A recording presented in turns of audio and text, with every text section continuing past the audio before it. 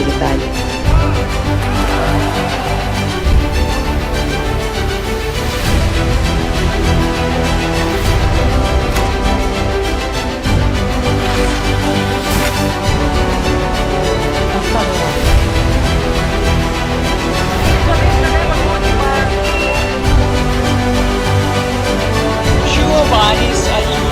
Directed by Yazarı.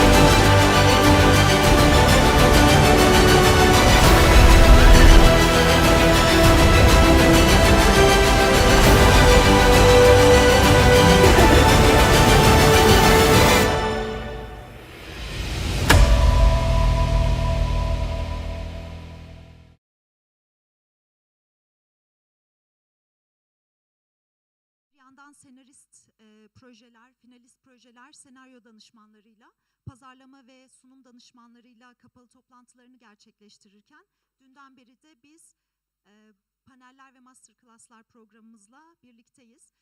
Bugün bizim ağırlamaktan ötürü çok gurur duyduğumuz, onur duyduğumuz bir masterclass seansında birlikteyiz. Răzvan Rădulescu bizim bu sene senaryo danışmanlarımızdan biri. Biliyorsunuz kendisi çok ünlü bir senarist, romancı ve film yönetmeni. Aynı zamanda uzun yıllardır senaryo danışmanlığı yaparak senaristlere, yönetmenlere ve yapımcılara hikayeleri ve senaryoları konusunda da destek oluyor. Bükreş Üniversitesi'nde filoloji ve Bükreş Ulusal Film Akademisi'nde opera yönetmenliği okudu. Edebiyatla ilgilenmeye 95 yılında başladı ve 2 roman yazdı. Ayrıca senarist olarak yazdığı birçok senaryonun yanı sıra Cristi Piu, Rădulescu ve Cristian Mincu gibi önemli romanyalı yönetmenlerle birlikte de çalıştı. 2014-2020 yılları arasında da Almanya'da Karlsruhe Sanat ve Tasarım Akademisi'nde film dramatürjisi üzerine dersler verdi. Biz bu sene Răzvan Rădulescu'yu senaryo danışmanlarımızdan biri olarak ağırlamaktan ötürü çok mutluyuz. Bugün de çok merak ettiğimiz, çok ufuk açıcı olacağını düşündüğümüz bir masterclass verecek kendisi. Hiçbir şey yazmadan her şeyi yazmak üzerine konuşacak. O zaman ben davet ediyorum kendisini. Răzvan Rădulescu.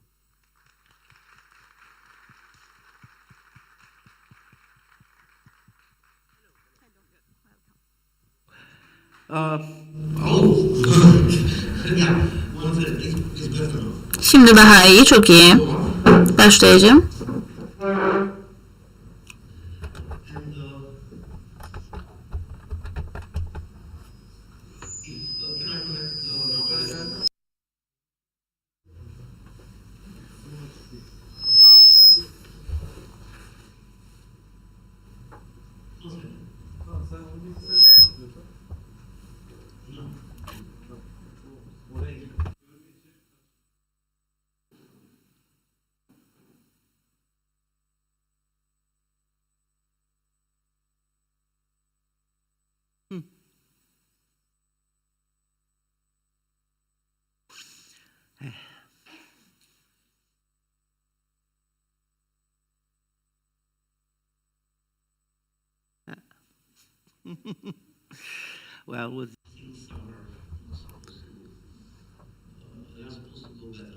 Bunların daha iyi olması gerekiyor normalde.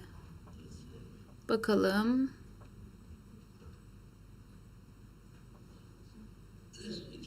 Şöyle yapalım. Gizemli olmasın. Evet. Tamam. Bakayım kontrol edebiliyor muyum? Pekala, işe yarıyor. Çalışıyor. Tamam. Özür diliyorum, oturmakla ilgili sıkıntım var konuşurken. Eskiden yürüyerek anlatıyordum. Hepiniz buraya geldiğiniz için teşekkür ediyorum size. Masterclass deniyor. Benim fikrim bunu biraz daha sohbet gibi yapmaktı. Biraz da itiraf gibi. Sinema yazarlığına 99 yılında başladım. 24 yıl önceydi. O zamandan beri aralıksız bu işi yapıyorum. Bu süre içerisinde benim için işlevsel olan şeyler de oldu. Gerçek gelen şeyler oldu.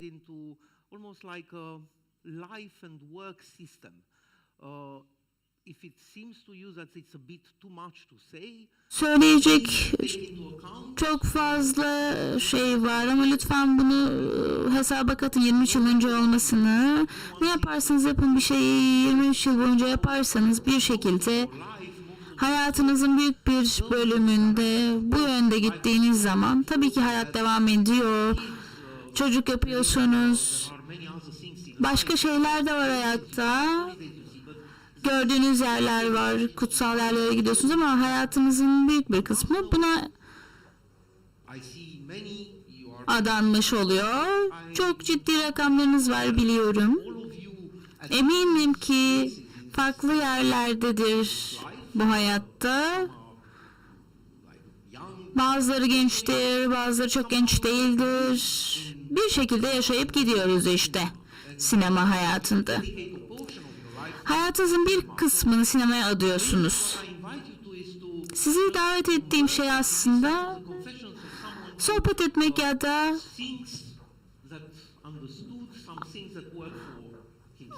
kendi için çalışan ve bazı şeyleri anlamış birini dinlemek için davet ettim. 23 yıldır çalıştığım bu alanda. İkinci filmimi yazma deneyiminden bahsetmek istiyorum. Mr. Rădulescu'nun Ölümü isimli film. İlk film pek çok alanda yeni deneyimler edindiğimiz olağanüstü bir deneyim. Ama bundan çok fazla bir şey öğrenmiyorsunuz aslında. Her şeyin olması gerektiği gibi olduğunu düşünüyorsunuz. Ama gerçek bu değil aslında. İlk deneyimler biraz da şansa bağlıdır. Ben daha önce romanlar da yazdım, Romanya'da da filmler yaptım. Sinemada ulusal bir merkez haline gelmemiş. Ya da sadece sistemli ya da prodüksiyon şirketleriyle, bağlantılarla alakalı filmler yazılıyor. Çok zor bir şeydi. Hayatımda bir film yazacağımı hiç düşünmemiştim. Ama şimdi o dünyada değilim. Sonra Romanya'nın sinematografi merkezi, bakanlık konumu da var. Çünkü devlet sinemaya yatırım yapmasını istedi. Sektörün. Bu yüzden daha fazla film yapabilmemiz için Cenevre'den yakın zamanda, İsviçre'den yakın zamanda dönen bir arkadaşım, Julie, mücevher tasarımı işine girmişti. Bana geldi, dedi ki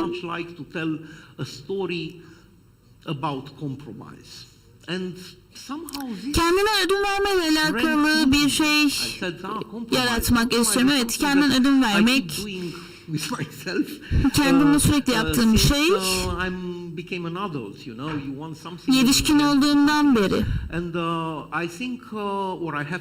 Bence tatsız bazı şeyleri, tatsız deneyimleri yutmak zorunda kaldım ki daha iyi bir yerde olayım diye daha sonra. Bu yüzden kendine ödün vermeyle alakalı bir hikaye anlatılması gerekiyordu. Bunu 2 hafta içerisinde yazdım. Tartıştık da.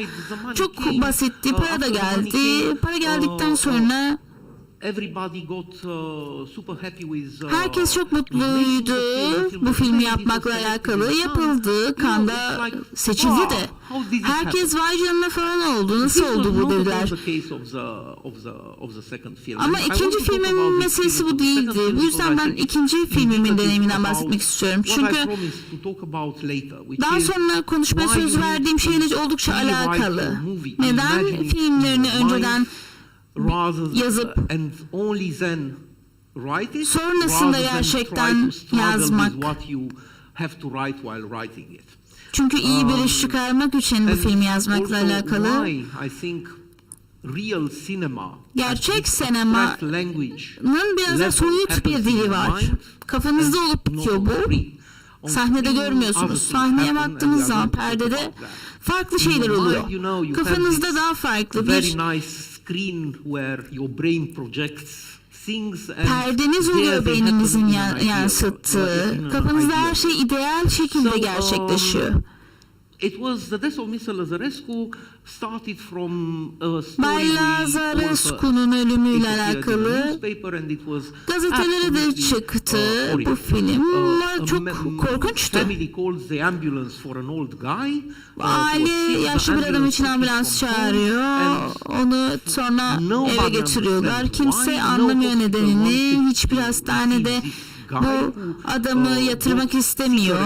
Gittikçe hasta oluyor bu adam.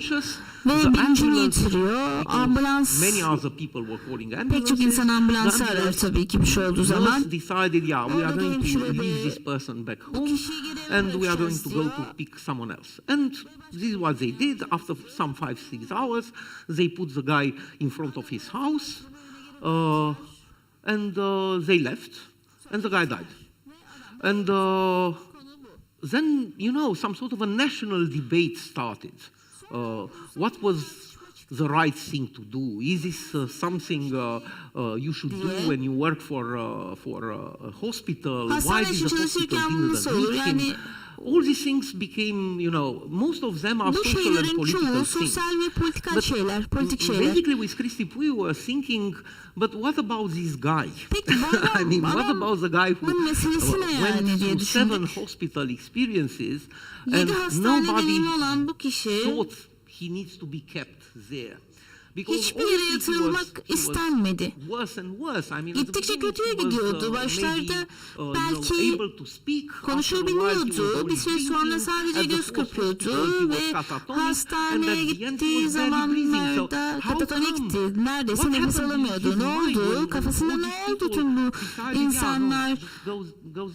Neyse şuraya git, sonraki başka yere bak derken. Tabii ki yapılması gereken en iyi şeyin hastaneye gitmek olduğunu düşünüldü ve biz de hastaneye gidip orada nelerin nasıl işlediğine bakmanın en iyi fikir olduğunu düşündük.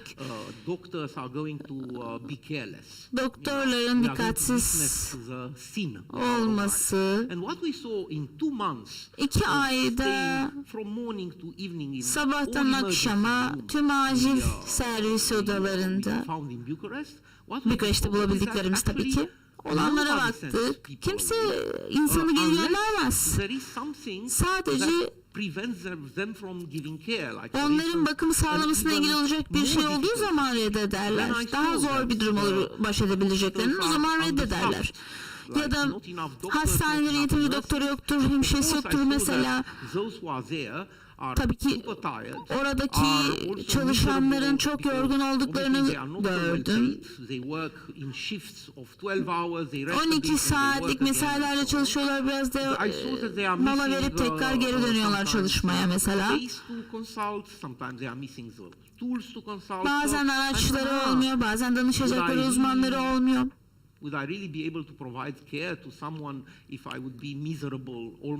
Eğer tüm hayatım boyunca zavallı gibi yaşıyorsam başka bir insana fayda sağlayabilir miyim?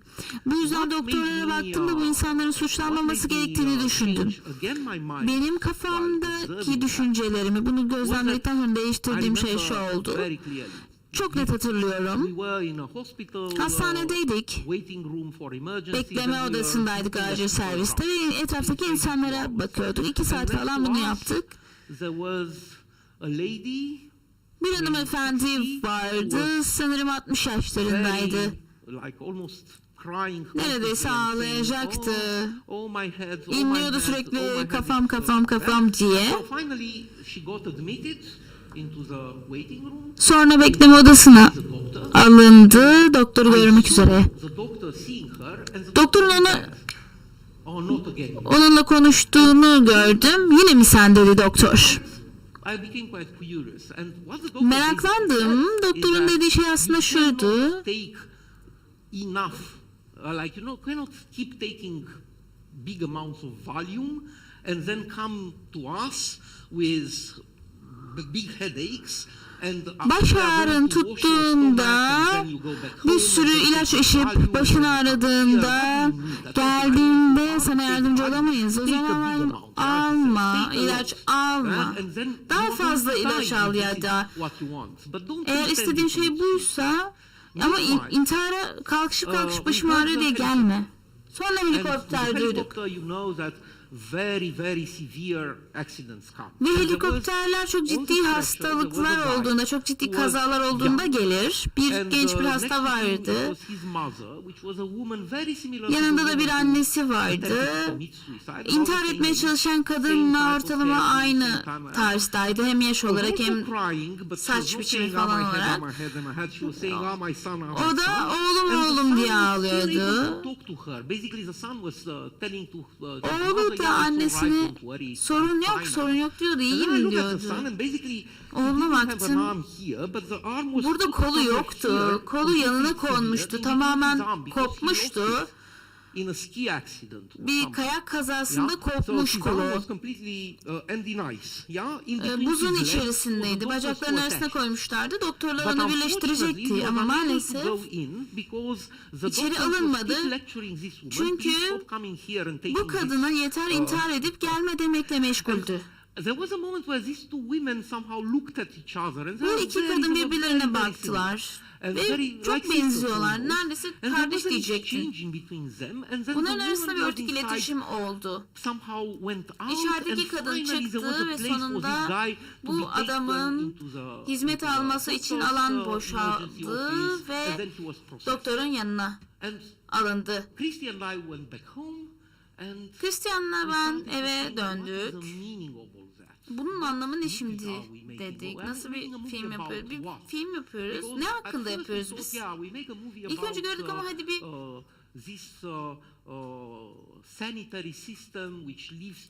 sağlık sistemi içerisinde insanları ölüme terk eden sistem hakkında bir film yapıyorduk ama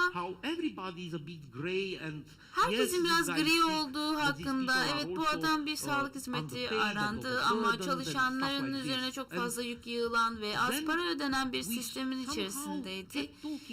Bu konuda konuşup durduk, kendimizden bahsettik.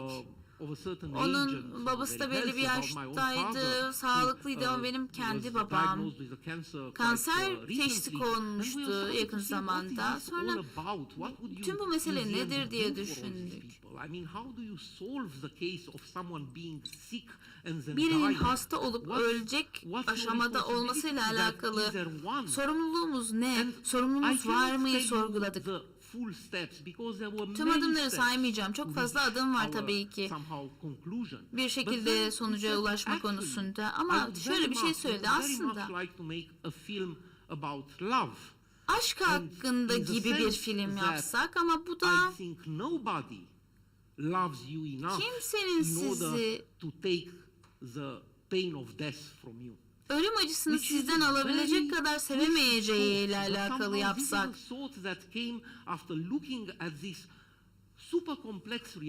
Bu çok kompleks gerçekliğe baktıktan sonra tüm bunların anlamı hakkında bir sürü konuşma yaptıktan sonra bizim için anlamı hakkında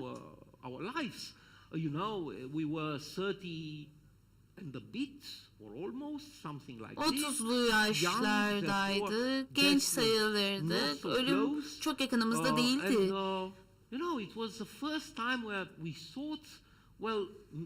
it might so be that you will die, and it might also Benim so düşünceme be göre that yine no matter how öyle much de someone bilirdik loves you, ama mother, birinin sizi ne father, kadar they sevdiğinin, might not annenizin, be able to babanızın die in your place, you know.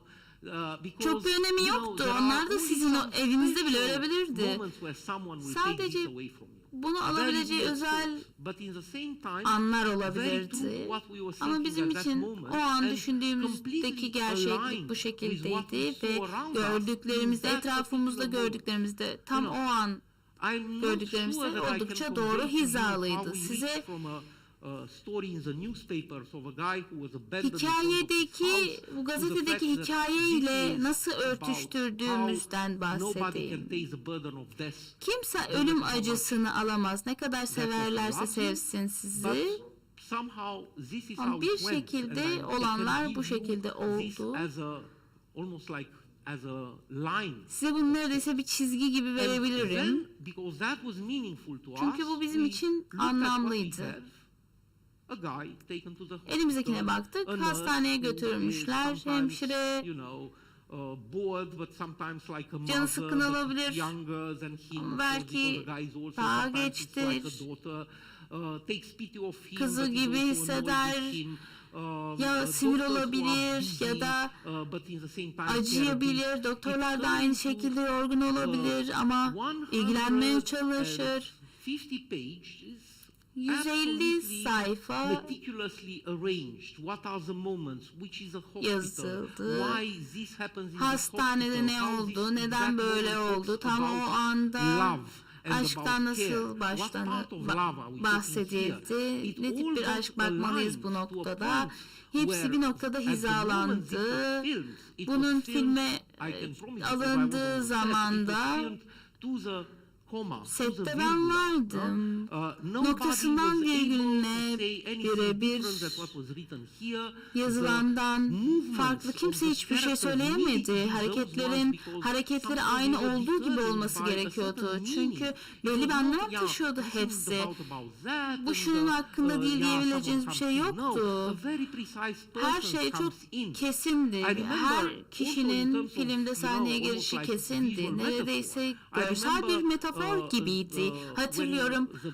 He has to finally go into a tomograph. Sonunda bir tomografiye girmesi gerekiyordu. Tomografiye girerken de some markings of you, no? üzerinize And, işaretler koyarlar. It was absolutely fundamental that Bu the çok thing where önemlidir he ve measured in order to onun put in the ölçüldüğü tomograph is there nokta da çok because önemliydi basically tomografiye they alındığı want to o take an. a Çünkü picture of his head, onun and they kafasının want also to resmini take a picture of his çekiyorlar belly, and we ama make karnının sure da that the çekiyorlar diagnosis refer to ki that. And teşhisin then, of bunlara course, the değinmesi tomograph çok is putting önemliydi. across on Tomografi the de people, bu you insanların know, üzerine light, in order to çarpılar see konulur almost like a ışıkla. target, you know, to Hedef see belirlemek inside what gibidir. pictures you take.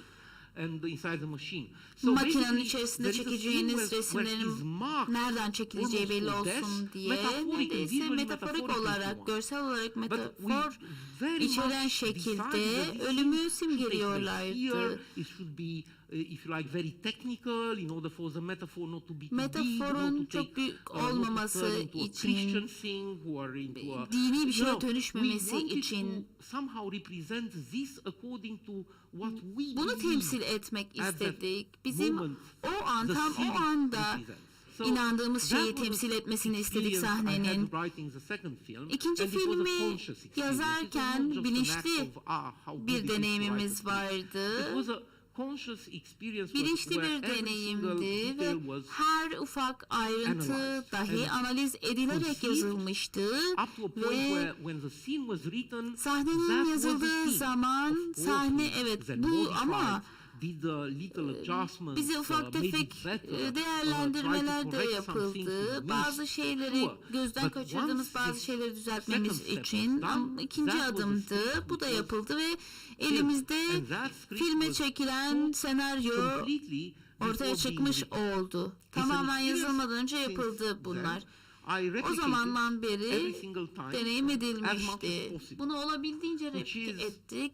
Last film Tekrarladık. I Son wrote, which filmimde was de Rădulescu, and happens somewhere in the mountains with a group of people who dağlarda are trying to help the locals because Yerel that halka part of the yardım etmeye country çalışan insanlar remains hakkındaydı. O isolated ülke when it çok rains too izole. much or when it snows, when it's too cold. Kar var, Nobody can soğuk. supply food to them, Kimse so they onlara go yemek there to götüremiyor, help gıda them. götüremiyor They are onlara, rich yardım edecek people hiçbir from şey Bucharest yapamıyorlar. that have Bükreş'in powerful zengin cars, and they go there kesimi to help them, onlara of yardım course, they etmeye take gidiyor advantage ve once they bring food and medicine to the gıda people. ve They also ilaç take advantage of the götürüyorlar o fact that insanlara. it's in the mountains, so with their Dağların powerful cars they can içinde do some off-road. ve It's a güçlü combination of let's do arabalarıyla ourselves a dağlarda pleasure, but also yol let's help alabiliyorlar. the people. Which was very interesting to me to look Bu at. benim you know. için bakması And çok ilginç bir it şeydi. went the same. It went by looking at these people, trying Bu to see insanlara what bakıp happens there, looking how orada the ne locals olduğunu receive düşünmek, these yerellerin bu things. şeyleri And, nasıl karşıladığını in the end, görmek. you know, understanding that this is not something about how hypocritical we Bunu are, but ne kadar again, I'm sorry kritik, to iki say, yüzlü about olduğumuzu another görmemizle alakalı bir şey. of Ama love, when it aşkın comes yine to başka now bir being to versiyonundan bahsetmek substitute yourself istiyorum. to the person which is in need. So, Bir insana yardım it was- etmek de it was, if you bu like, şekilde almost like ihtiyacı olan bir two insana. Bu covers tıpkı şey of gibi. whatever I Bir wrote in terazi the book. var.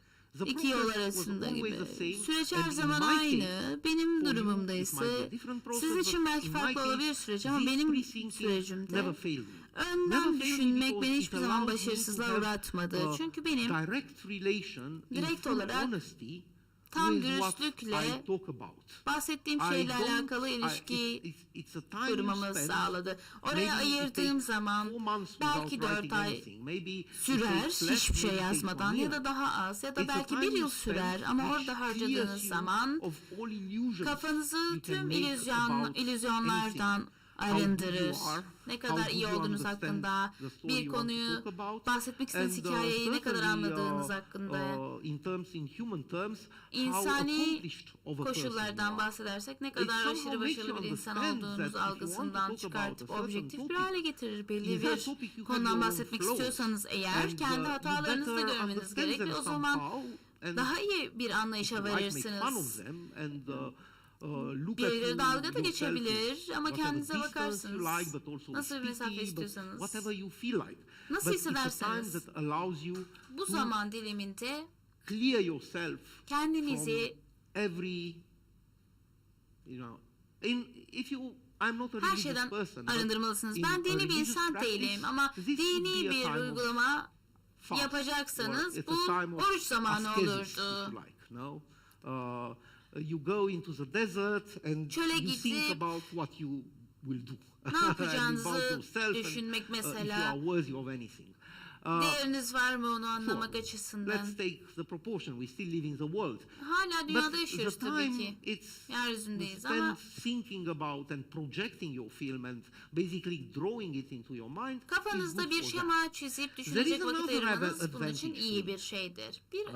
avantajı And, I daha will- var. It will come. Açacağım Yes. şimdi.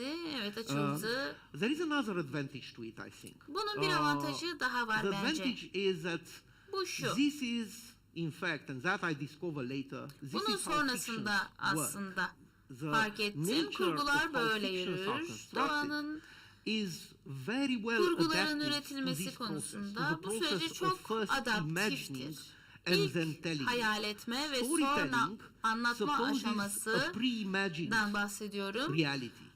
And this pre-imagined Hikayeyi reality anlatma has aşaması to önceden articulate hayal in a edilen meaningful way. gerçekliğin It's not mantıklı like ve you, anlamlı bir you şekilde can anlatılmasıdır. just Bunu sadece blurt it out. You can just say, kusamazsınız this is it." ortaya. That's İşte more bu like how poetry diyemezsiniz. works. And Şiir even de poetry bu works şekilde like this, yürür. or because the improvisatorical part of it is based on a Düşünce lot of aşaması experience daha of the çok person deneyime improvising, so that person bağlıdır. already O kişi knows the patterns.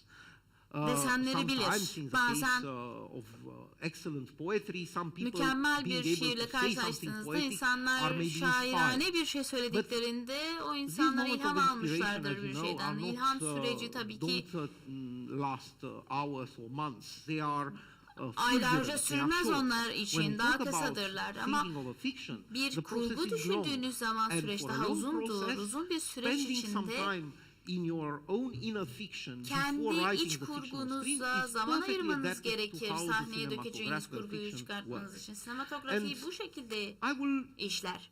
somehow make a list here Burada of bir things I liste learned because they are or learned for myself yapabildiğim, because they are all related öğrendiklerim hakkında to hepsi how fiction always works for me. kurgunun benim için So, her zaman nasıl yes, yürüdüğüyle alakalı bir I liste.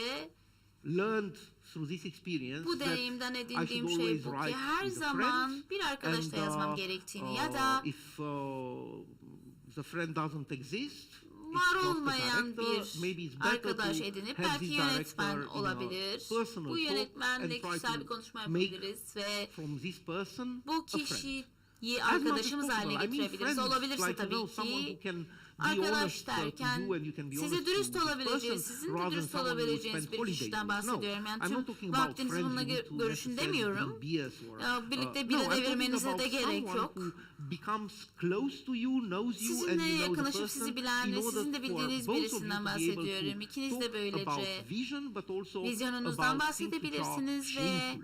utandığınız şeylerden de built out bahsedebilirsiniz. of both of this. İkinizin de I also bunları paylaşabiliyor olmanız learned gerek. Aynı zamanda with Răzvan that it's always better to Răzvan'da start from a theme hep rather bir than from a temayla concept. yola çıkmak gerektiğini I believe that the öğrendim. Bir theme konseptten was, değil. in the case of Răzvanescu, the one I told Răzvanescu'nun you, the one temasında related size to anlattığım how nobody can kimsenin take your death burden, no matter how ölüm this person yasanızı, loves you. acınızı And that's a alabileceği, theme, it's not a alamayacağından concept. bahsediyorum. Because Bu bir you can- tema, it konsept contains an değil. action in Çünkü it. içinde We are bir going to eylem talk later about barındırıyor. that. I Bundan sonra yine already mentioned konuşacağız. the fact Zaten that şundan da the way fiction is bahsetmiştim. built is Kurgunun that inşa on the edilmesi, screen, perdeye all these dökülmesi perceptions you anlamında have tüm while bu watching a movie, algılarınızı they are alıyorsunuz film illusions. izlerken. Bunlar aslında And illüzyonlar. the present in itself happening on screen is an Gerçeğin illusion. kendi In fact, perdenin üzerinde everything olan bir which happens on the illüzyondur. screen Yani already perdede olan her happened şey in çoktan someone's mind, in birinin someone's aklında experience, yaşanmış in demektir. someone's Birinin knowledge, in deneyiminde, someone's birinin bilgisinde, articulating them together in order to be there. artikülasyonunda That's very important. orada olduğunu Nothing on biliyoruz. Bu screen çok önemli. happens Perdede just olan hiçbir out of şey spontaneous spontane bir emergence. şekilde I ortaya repeat, this çıkmaz. is not piano improvisation. Bu bir This is not piyano instrument playing.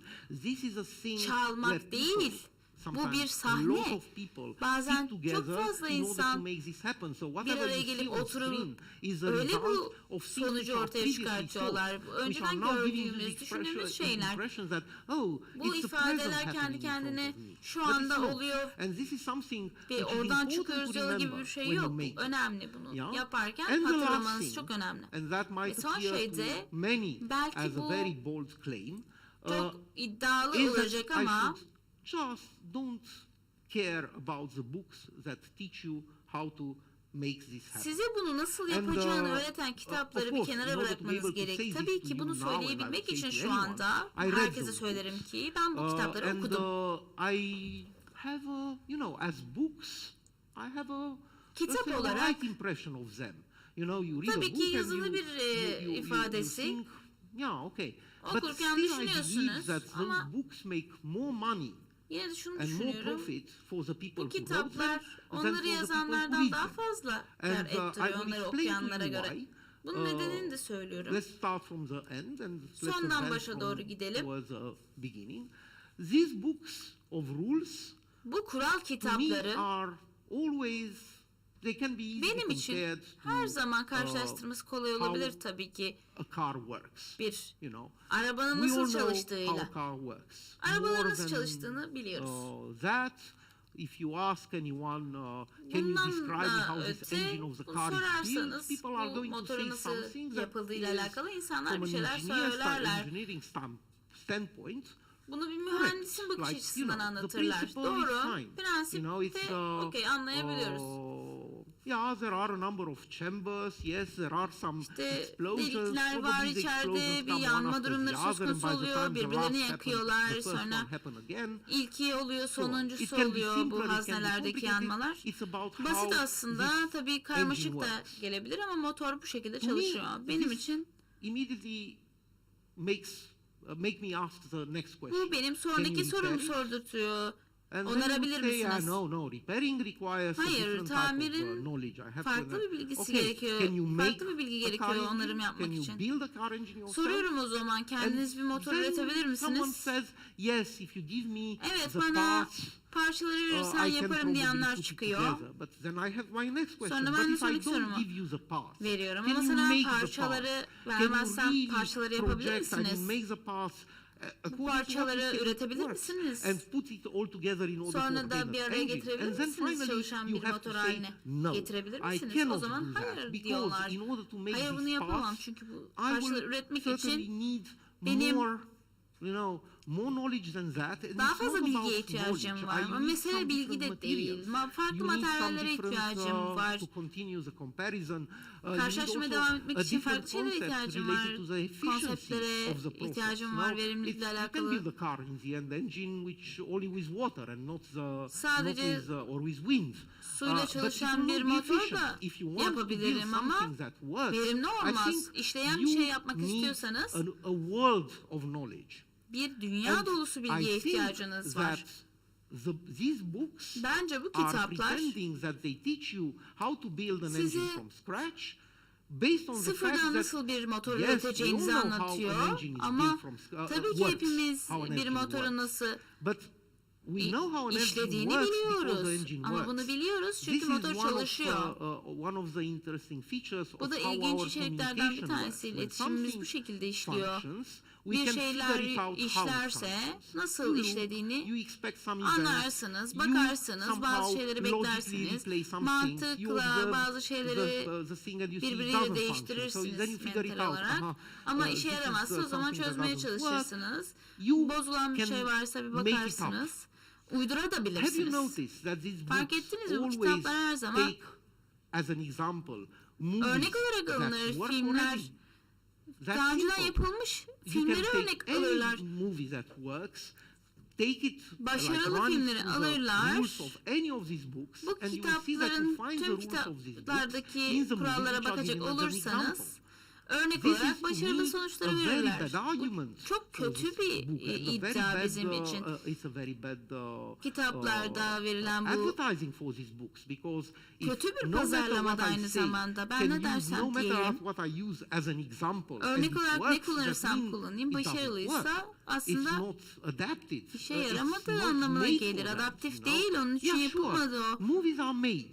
Evet, filmler They yapılır. work and they work because we all Başarılı agree da they are olmazlar. good because they speak Çünkü to us or because konuşuruz many birbirimizle. people or sometimes Pek they çok insan work aynı because görüşte olur. and they are famous Bazen because de they receive prize. ödül aldıklarında başarılı diye düşünürüz. Çünkü tüm bir ülke o sinemaya gitmiştir ve başarılı bulmuştur. Bu yüzden başarılı deriz. Ama bakarız bunlara, kurallara. Kitap size der ki, üç tane perde var der. Birinci perde biter. Bunu söyleyemezsiniz. Hangi filmi yapıyorsanız yapın. Tarkovski'den bahsedelim. Onda 3 perde var ama onun düşüncesi bunu bir yönetmen olarak kendisinin yaptığını bir kural olarak koymak,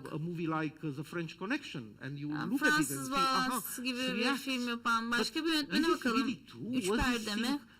Gerçek mi yani?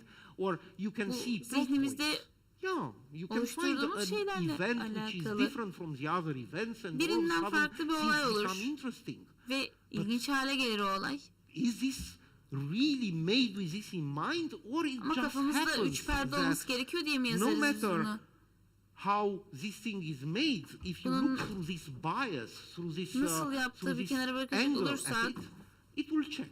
It will show you, yeah, it's made like this. Those rules apply. In my opinion, bu kurallar any rules can apply işe to yarar. everything that work. Bence But bu kurallar doesn't tabii mean ki that this işe is how yarayan the her object şeye is made. uygun And olduğu düşünülebilir that ama somehow, if aslında you kural keep olmamalıdır. this in your mind, Bunu I kafanızda think, tutarsanız bence as I did, benim yaptığım this gibi puts you in the situation of bu thinking sizi freely before writing anything. herhangi bir şey that your yazmadan önce story serbest can go düşünmenizi in basically every direction. bloklar. And Herhangi bir yöne the gidebilir direction the düşünceniz story ama goes at a certain point is Hikayenin belli bir intrinsically noktada connected with gideceği what yön, meaning you find in the things sizin you want to tell. anlatmak istediğiniz It şeylerde starts bulduğunuz to anlama bağlıdır. advance in the same way Aynı you şekilde distill ilerler. your understanding of your own Sizin story, of the kendi things you want hikayenize to olan tell. anlayışınızın, Not because you need a kendiniz plot point anlatmak there. istediğiniz şeye karşı You might- anlayışınızın I can değişmesine promise you, göre bir if you yol can alınır. believe me, that Ama no bana matter what you inanın, will tell in 1 hour and ne a half, anlatırsanız you are anlatın going 1,5 to saatte, instinctively put something interesting in the içgüdüsel first olarak 20 minutes. Let's İlk not 20 spend dakika time in ilginç that. bir şeyler It's koyarsınız. you Bu are going to, it's going to mantıklı happen değil, anyhow. bu işe And if the yaramaz. movie is successful, Eğer people are going to film think başarılı it olursa happens anyhow. der ki So her this türlü is not başarılı the oluyor point. derler. The point is that Ama if you mesele bu start by değil, trying konu to bu değil. find an scientific incident, an entire world of thinking is killed for that. Bir düşünce dünyası And sırf I bu don't think yüzden this is ölmüştür. profitable. Bu So, tabii ki karlı olabilir. Ama are nice to read. kitaplar The okuması rules are iyidir. really Kurallar aslında too wide and too çok fitting everything in geniştir, order her şeye to tell uyar. something meaningful about mantıklı bir how şey, to really anlamlı make a bir story. şey anlatmak How to really istediğinizde, tell a story. senaryo yazma I think, konusunda, yes, hikayeyi you can. anlatma I use them konusunda. sometimes Tabii ki to ben de enjoy bazen some guidance or to kullanıyorum. Kılavuz understand olsun. how people think sometimes in terms of cinema İnsanların or sinema what people konusunda might nasıl expect at a düşündükleriyle certain time. alakalı, Yes, benim de sometimes bazen it's düşündüğümle nice to alakalı think olarak that bir kılavuz olması maybe now açısından the audience kullanılıyor. expects İyi a oluyor strong bazen. resolution. And then Ama you think, okay, maybe I should check if tamam what I have here as a diyorsunuz, elimde resolution ne is var strong. bakayım. It might work diyorsunuz. at times in very small details. But Sonucun başarılı olması rule açısından ama of çok küçük application, detaylar var. for Uygulamanın me it never bir works. kuralı So, hiçbir zaman I, aynı in that olmadı. respect, I'm Bu bakımdan not ele aldığımda using even those terms when I speak about bunları scripts because senaryodan somehow bahsederken the kullanmıyorum. conversation becomes all of a sudden Çünkü very dry and muhabbet poor, birdenbire very, çok kuru oluyor. not rich, you know. Uzaklara erişemiyor. Okay. Pekala. The third, to go backwards towards the Geri first doğru point, gidecek which is about olursak friendship. birinci nokta The third arkadaşlıkla thing alakalı. Üçüncü şey de which is here on the list listede is that I learned that şunu indeed öğrendim. the present on the screen is defined, Perdedeki is lives through the perceptions o we have. an So bizim it's algılarımızla birlikte also tanımlanır. equal to saying what I Bu witnessed neredeyse şunu here demektir. Burada is şahit what olduğum şey I basically what I experience here benim is burada a deneyimlettiğim result şey of some sort of a sensorial reception bir and tür the understanding of it. Now, I'm duyusal sure that all of us have algıdır our ve bir different anlayışımız understandings. vardır. We all Hepimizin are deneyimlere having karşı different farklı anlayışları biographies. vardır. We have Farklı different parents. We were biyografilerden raised geliyoruz, farklı differently. şekilde We were raised yetiştiriliyoruz, in farklı different ailelerde countries. büyüyoruz, farklı ülkelerde Everybody büyüyoruz. is unique Herkesin individual. So how kendisi come that eşsiz the bir bireydir. perception Bu which comes yüzden from the algı, screen is somehow ekrandan understandable edineceği for algı everybody in ve about anlayışı the same way? aynı değildir. That's a thing which, how come cinema can, Sinema, the things you see and you hear da can somehow gördüğünüz ve convey to duyduğunuz you şeyler more or size less the same experience neredeyse and more or less the same understanding? Yeah, sure. aynı more we talk, more we see anlayıştır, that we aynı understand deneyimdir. Tabii subtle tabii. things differently. Bazı şeyleri But farklı when we anlayabiliriz look tabii at ki things, ama we basically understand temelde more or less the baktığımız same şeyler things. ortalama aynı. If you see that Aynı on the görünür. screen, Ama bunu we o all ekranda understand this görüyorsanız is a number with a bunun bir text, sayı olduğunu anlarız. and, Hepimiz aynı sayıyı this görürüz. is Metni white and hepimiz this is aynı black and görürüz. it's Bu meant for beyazdır, bu representation. It's a yazıda PowerPoint, siyahtır. someone you will say, or a keynote, or so you Ya da understand what this is. anahtar noktalar We all have yazarsınız. a certain Buna feeling baktığımızda when we look at it. hepimizin bir hissi olur. We are not at a film. We are now at a conference. Bir you know? filmde değiliz You ama know? şu anda So bir it konferanstayız. works. Even that works in Bu order bile to modulate your presence based on varlığınızı an understanding anlatmak which is için not from now. gösteren bu şey These bile and all the elements sizin you understand here algınıza are from a deep olan bir past, yaklaşımdır. and they are Derin bir geçmişi of olan many extremely birilerinin complicated transactions. ekstra komplike etkileşimlerin sonucu Maybe olarak simple, yazılmış bir but laftır. when you see, Basit imagine an opening görünebilir scene of a movie, ama bir açılış all of a sudden you see, sahnesinde it's a gördüğünüzde city, bunu this is a ve store, bir şehir this is a guy gördüğünüzde, bir who walks, mağaza up gördüğünüzde, a street, this guy is sokakta dressed yukarı doğru with a yürüyen bir costume and adam has a bag. gördüğünüzde, What all elinde this- çanta olan ve And kostümlü bir you adam recognize this gördüğünüzde element ne and you olur? already have Bu ideas and you have elementi expectations and you have gördüğünüzde bir fikir edinirsiniz, basically beklentileriniz olur, already a certain temelde type of associations with things you already saw and kafanızda you zaten gördüğünüz How şeylerle does this alakalı work? bir ilişki Because kafanızda to me kurulur. that Bu was nasıl always the yürür? most interesting Benim thing için when I en look at ilginç şey her cinema, zaman bu you know. olmuştur You sinemayı watch ele a aldığım film zaman. and Bir you şey recognize it and you start to izlersiniz produce ve expectations and you produce kafanız feelings and beklenti you produce üretmeye things. başlar. Well, Hisler how it works düşünürsünüz. Bu is, şekilde let's yürür. say, a process which can maybe Bu have a conference süreç in itself, but belki I can kendi have içinde a bir very konferans short da olabilir presentation of it. ama küçük bir there sunum is bekler a sizi. realist philosopher, Gerçekçi bir his name is filozof John vardır Searle, ki adı John explains the Searle'dır. process Bu in süreci a şu quite şekilde fun way açıklar. by Çok oldukça taking komik bir himself as an açıklaması var. example, Kendini örnek olarak which I alır. will do now myself, Ben de şimdi kendime bunu yapıyorum. in a conference. Bir konferansta yapıyorum I will bunu. basically mimic his example. And I Onun will say, örneğini I'm speaking in front of you kopyalayacağım. now. Sizin You karşınızda see şu me anda here. konuşuyorum. Beni What burada do you understand görüyorsunuz. from that?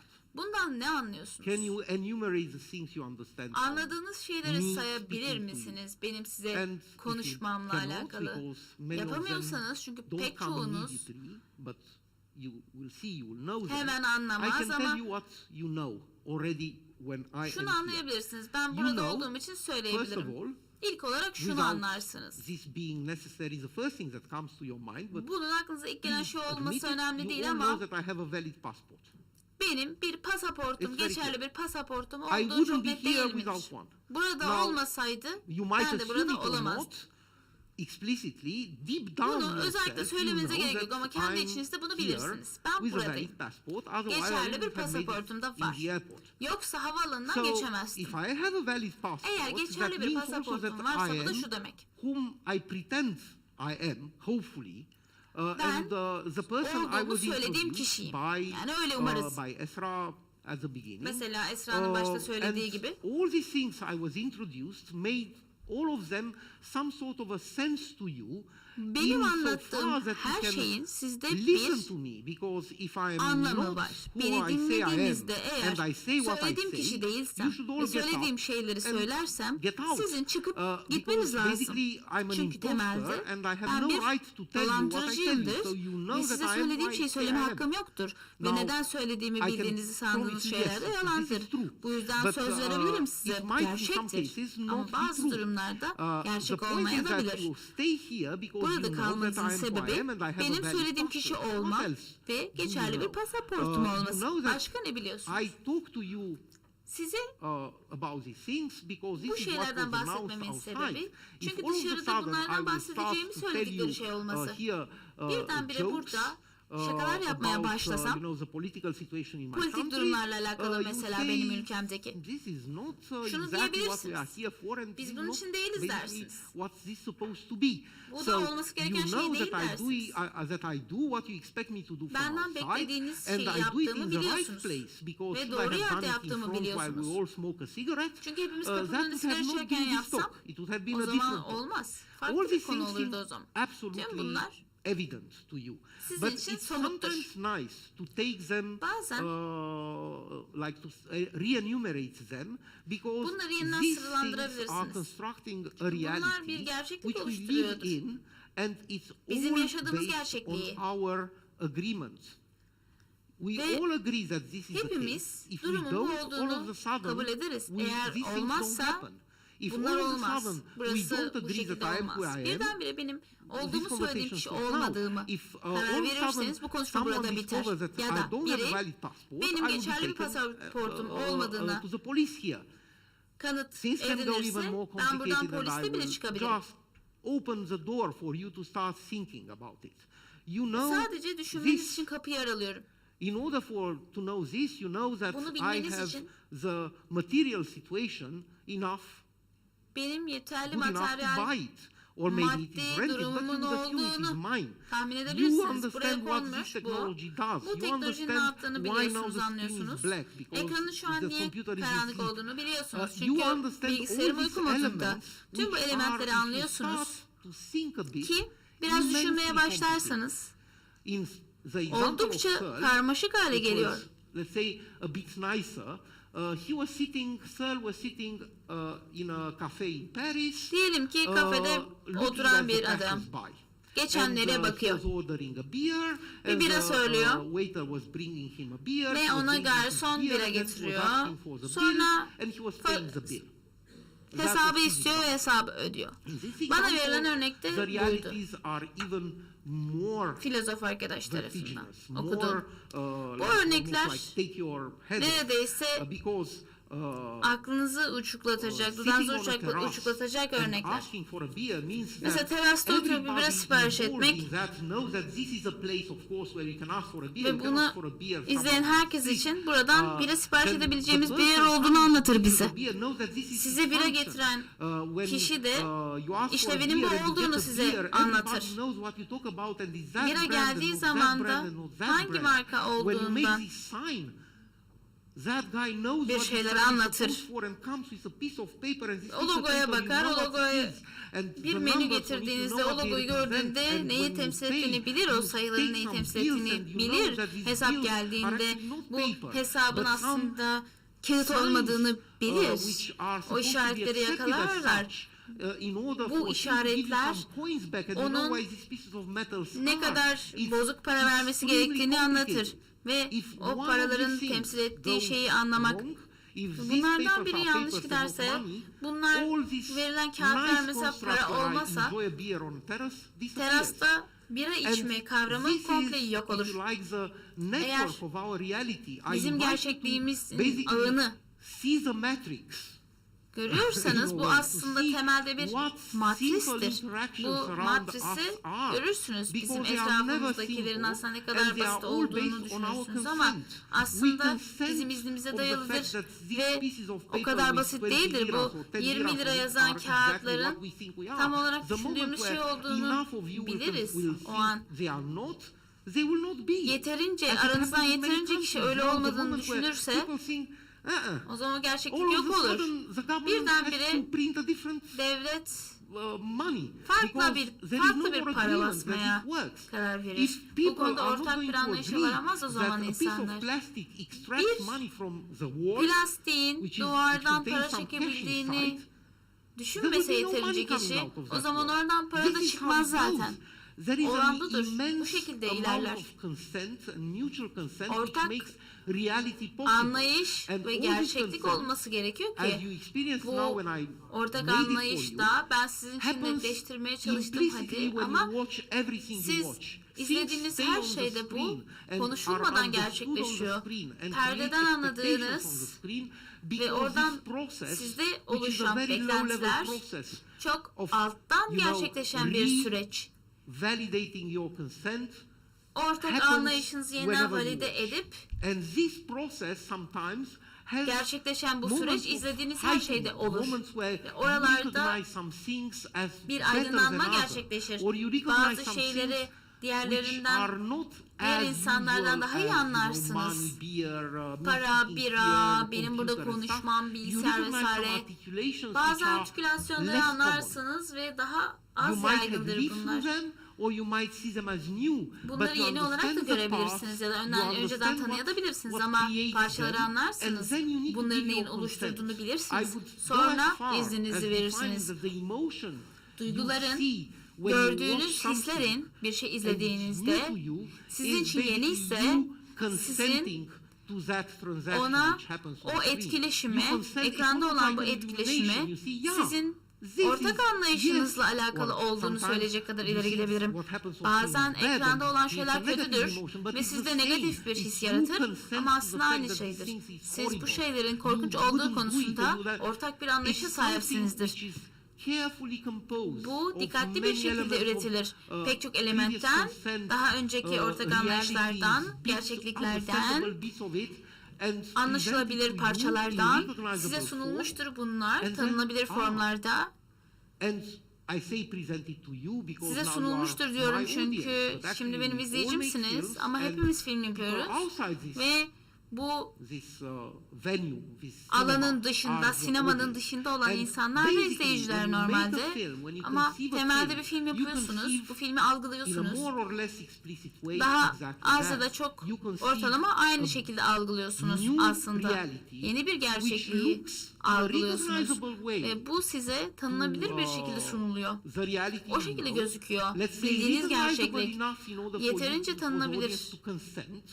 And olması sometimes gerek ki pushed to the limit of the izleyicileriniz consent, but still burada allowing ortak the anlayışa consent to varsın. happen. Bazen bu And sınırları then zorlayabilirsiniz there is ama this yine de ortak anlayış olması present gerekiyor. perception, Bu but güncel if algı, you follow what I say, you always dediklerimi understand anlayabiliyorsanız that the process only bu involves süreç an sadece immense knowledge from the past. geçmişten edindiğiniz bilgilerle mümkün.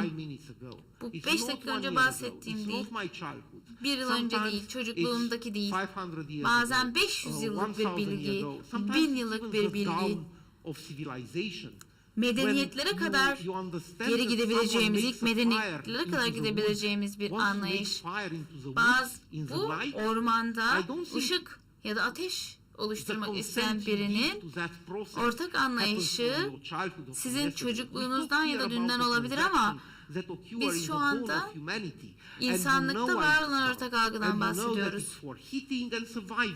Hayatta kalma oldukça primitif, oldukça elementel ve temel ama yine de anladığınız bir etkileşim. Çünkü beynimizle biz algılıyoruz. Aslında temelde on binlerce yıllık bir etkileşim bahsettiğimiz şey. Nüans olabilir, kültürler birbirinden farklı olabilir. Belki benim etkileşimlerim sizinkinden biraz farklı olabilir ama anlayamayacağınız kadar farklı olamaz. Sizin için işe yarayan ve benim için işe yarayan farklı olabilir ve bunları biraz ayarlama, oynama yaparsak üzerinde farklı bir etkileşim yaratabiliriz. Bu olursa bazen sizin kendi ortak anlayışınızın dışında bunu açıklamasını istersiniz başkasının. Have you witnessed moments where reality comes into existence Gerçekliğin birisinin söylemesi üzerinde önceki ortak anlayışlarından yola çıkarak anlatması her gün olan bir şey. Go to an interview and you get a job. Bir mülakata girersiniz, işe alırsınız, biri gelir elinizi sıkar ve teşekkürler, aferin sana, işe aldın der. O an işe almışsınızdır. Sizin işe alma gerçekliğiniz, biri bunun bir iş olduğunu ve işe aldığınızı söylemesiyle gerçeklik haline gelir. Ya da birisi der ki, alamadın der ama biri gelip aldın derse, bir ofise gittiğiniz zaman ya da bir erkek evlendiği zaman birisi size artık karı kocasınız dediğinizde bu sizin yeni gerçekliğiniz haline gelir, kelimelerle gerçekleştirilir. Hepimiz bunu biliyoruz. Hepimiz bu süreci biliyoruz. Ve ekranda bizim de şahit olduğumuz şey bu. Kurgu filmlerde dahi, science fiction'da da aynı şekilde oluyor. Aynı prensipte çalışan şeyler oluyor. Şimdi anlattığım prensiplerde ama sadece farklı duyulara, farklı anlamlara hitap edebilmesi açısından ufak değişiklikler yapılıyor. Ya da farklı bir gündem belki ele alınıyor. Önemli değil, ne olduğu önemli değil. Bu geçmiş bilgilere göre güncel algıya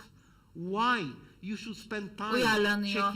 Ve neden bu gerçeklikleri kontrol etme konusunda vakit ayırmalısınız? Neden sizin kendi gerçekliğiniz konusunda, algılarınızı anlamak konusunda vakit ayırmalısınız? Ve hikayeyi parça parça anlayıp bundan anlam çıkartmanız, tek kelime bile yazmadan. Çünkü ben bunların sunulduğu as a spectator to them biçim while inventing bunları them starts to speak to you üretirken in the bir same anlatıcı terms. olarak Shall aynı I consent to that? Do I koşullarda understand exactly olmanız what gerek. happens? Tam Are olarak there ne olduğunu missing anlayabiliyor elements? muyum? Is one Kayıp missing elementler element, var one mı? element Eksik here elementler var misleading? mı? Buradaki Am I going to element understand yanlış bir too yere much, too çıkabilir. little, Çok wrongly? fazla, çok az ya da yanlış mı bu basically elementler? arrange, no Siz matter how the aslında film looks, a number of nasıl göründüğü stimuli önemli değil. in order for the Uyaranlar ne viewer kadar fazla to olursa look olsun at them and bunlara baktığınızda consent, basically, ortak or anlayış sometimes oluşturulması consent at istersiniz. the limit of consent, but still Bunun consent. tabii bir sınırı var So, ama yine o ortak I- anlayış,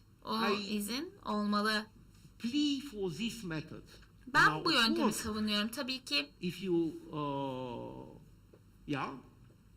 Evet. if you carry this thought further eğer to the bitter bunu limit biraz of daha it, you ileri will also götürecek understand why I olursanız said that cinema doesn't happen on screen. sinemanın neden ekranda All the olmadığını da articulations I anlarsınız. talked Tüm about artikülasyon happen tarafı in bizim bahsettiğimiz both the aslında brain of and the mind and the soul and call it how you want.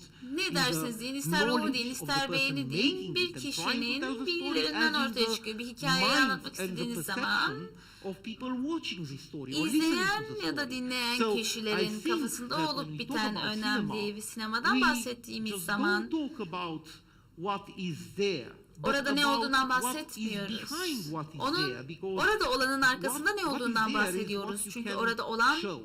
What sizin was in your gösterebildiğiniz mind ama was kafanızdaki almost şey like the code of what bir kod now you show. gibi. Şimdi When we gösterdiğimiz talk şeyin about the arkasındaki transactions o behind etkileşimlerden me bahsettiğimiz being zaman here, benim we burada talk olmamın about the arkasındaki code of me being here. benim burada When- olmamın arkasındaki koddan when you feel bahsediyoruz. me being here, you Benim have burada me olduğumu staying here, but hissettiğinizde it benim can be burada someone else kaldığım staying hissi here, var I ama can başka dress biri de olabilir, differently, farklı I giyinmiş can olabilirdim be de. on another stage. It will Başka not bir matter. sahnede The olabilirdim, code will önemi be yok. more or less the same. Kod Then ortalama we can aynı go deeper. olurdu. I O zaman need daha this derine to be inebilirdik. dressed Ben in a specific way, belli bir because şekilde something giyinmeyi you also seviyorum. want to Çünkü say. aynı You zamanda start to söylemek add istediğiniz some başka bir code. şey var. Bazı And kodlar then eklemek you film istersiniz.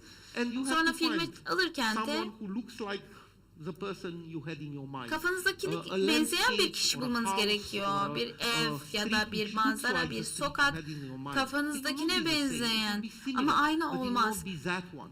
It will be Benzer olur, o sufficiently, olmaz. let's say, indicative for what you want İndikatif to do, diyebiliriz for the code you buna. put at the Sizin beginning in. başta And koyduğunuz no matter kodla how indikatif preposterous and maybe olan. insulting this might seem to, let's say, Bu, people which are very visual in diyelim ki cinema and think görsel that, olarak yeah, it's all düşünen about bir how sürü beautiful insandan the images bahsedelim. are. Yes, sure, Görüntüler it is. çok It's güzel diyen better if the insanlar images are vardır. beautiful. Evet tabii But görüntü in the güzel end, olur ama when we neticede talk about articulating a story, bir making hikaye the story artiküle go, etmekten we don't bahsedersek talk about the bunun nasıl representation. gittiğinden, Or not talk temsilden about the visual bahsetmiyoruz, representation, not görsel even about the temsilden sounds. We bahsetmiyoruz, talk about seslerden the bahsetmiyoruz. code behind them, the code Bunların arkasındaki kodlardan the bahsediyoruz. creators Çünkü of that create and the bu audience can figure out.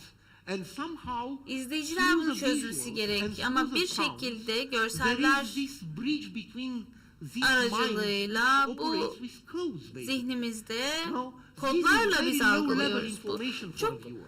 A düşük viewer seviye has bir to bilgi, take from izleyicinin places which are not trained to operate all these old memories, you know, why this eski thing works like this. And anılardan somehow, yola çıkarak yes, opera this ettiği bir creates zihni emotion, var you know. ve bu şekilde his You üretiyorlar have to aslında. think at things which are normally Normalde usual to you or size common sıradan to you gelen in şeylerden ways which are never before bahsetmemiz thought to you, or gerek. at- Size in daha ways you didn't fazla, think about since daha childhood, or önce you- çocukluktan beri This düşünmediğiniz is the hislerden miracle. bahsedelim. Bu But bir the miracle mucizedir eğer doesn't bunları reside into how hissettirebilirsek. beautiful the images are Ama or to how görsellerin ne good the kadar sound güzel is. olduğu Of course they should be vesaire tabii ki iyi Because olmalı if they are zaten. not good, they are distracting Güzel olmazsa everybody from the herkesin transaction.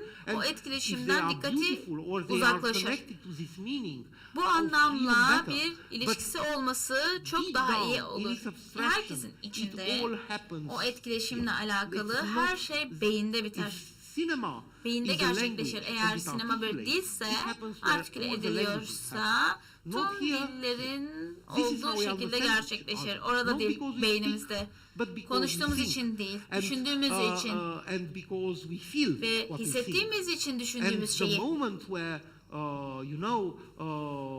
we speak different language, Farklı radically bir dil different konuştuğumuz zaman languages, radikal olarak there farklı bir might dil be düşünelim. that there Beynimiz is no bridge. de herhangi bir köprü That's the oluşmaz. problem. Bu bir And sorundur. basically, what Ve you want temelde here, burada you want, istediğimiz şey you want to create a bridge. bir You want to köprü create a oluşturmak. bridge between your mind and Zihniniz ile audiences. izleyici No, arasında I mean, bir when you köprü think of oluşturmak. audiences, it's not like I İzleyicileri speak with düşündüğümüz a zaman person. I ben speak bir with kişiyle konuşmuyorum. unknown tens, Bilinmeyen thousands, tens on of binlerce thousands persons I will kişiyle never know. konuşuyorum Of ve course, hiçbir zaman da I'm tanımayacağım going to onları. use Tabii ki things which are common to us. bize Luckily, sıradan gelen all şeyler de things are kullanacağım. Allah'tan Even if we have cultural pek differences, çok şey the bize way we sıradan. code Kültürel our farklılıklarımız reality olsa bile before gerçekliğimizi nasıl kodluyorsak kullanmadan is common önce to all of us. hepimize Even, you know, if daha you see sıradan geliyor. societies from 2000 years ago or societies, 20 bin I'm yıl thinking öncesinin about, for toplumlarından da instance, this bahsedecek very olsak, traditional tribe, from, çok geleneksel from bir Namibia, for instance. That population, Namibya those tribes, that population which are topluluğundan living, bahsetmek let's say, istiyorum. Bu topluluk always close to nature sürekli and, doğaya don't make houses kapalı, for belki themselves, kendilerine ev small yapmıyorlar. benches in the Sadece room küçük and make çadırlar houses. yapıyorlar. I think Sonra there are dolaşıyorlar, yine sounds çadır or kuruyorlar. bushmans or, Onlara tam ne deniyor bilmiyorum. Bu tabii ki yaşadıkları yere göre değişik, çalı adamı falan diyorlar. Tabii ki sömürgeciler tarafından böyle deniliyor ama yine de bu topluluk farklı etkileşimlerle işliyor.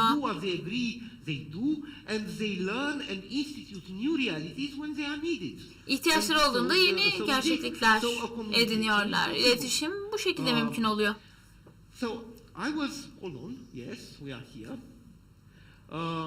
Evet, buradayız. Bir saniye.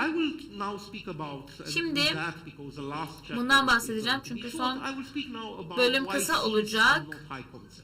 Neden yüksek konseptler olmadığından bahsetmek istiyorum. Belki bunu daha önce fark etmiş olabilirsiniz. Bir şeyleri sunarken ben öncelikle bunu 20 yıldan uzun süredir yaptığımı söyledim. Ve burada tanıdığım insanlar da var. Onlar da bunu uzun süredir yapıyorlar. Birinin benden daha uzun süredir yaptığını da biliyorum. Bazıları sadece 5 yıldır yapıyor. Hayatımızın büyük bir kısmının sinemayla geçeceğini anlıyoruz. Tabii ki eve gidiyoruz, ailemize gidiyoruz, çocuklarımıza gidiyoruz. Sürekli olarak bu hayattan çıkıyoruz. Kurumlara gidiyoruz mesela. Bence böyle bir profesyonel hayatı sinemada olmak için bırakmak zor bir şey.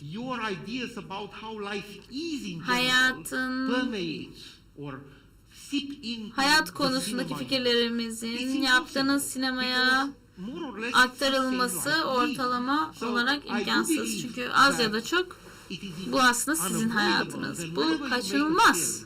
Bir film yaparken, bir senaryo yazarken sizin hayatın ne olduğuyla alakalı fikirleriniz ya da nasıl olmasıyla alakalı ya da doğru prensipleri ne olduğuyla alakalı bu senaryoda yer alacak, filmde yer alacak. Başka bir yolu yok bunun.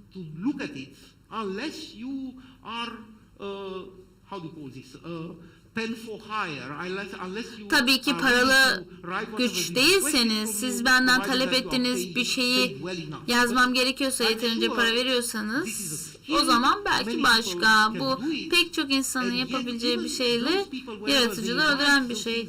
Bu insanlar tabii para alıyorlar, hakları da var bunu yapmaya ama yine dünya konusunda kendi fikirlerini yazdıkları şeylere geçiriyorlar. Belki daha az miktarda ama tabii onlar da belki kendi filmlerini yapmak istiyorlardır ya da bilmiyorum. Herkes kendi kavramsal fikrini yaptıkları şeye aktarır. Bir tema seçmek ve bu konuda tartışmalar yapmak, temanın hikayede, anlatılmak istenen hikayede ne yapacağıyla alakalı süreçte ne kadar uyuştuğu konuşulmalı. Çünkü sahnenin temel bir fonksiyonu vardır. Oraya konulmasında bir amaç vardır. Örneğin Homer Odyssey, eve dönmek teması. Bence çok güzel bir tema.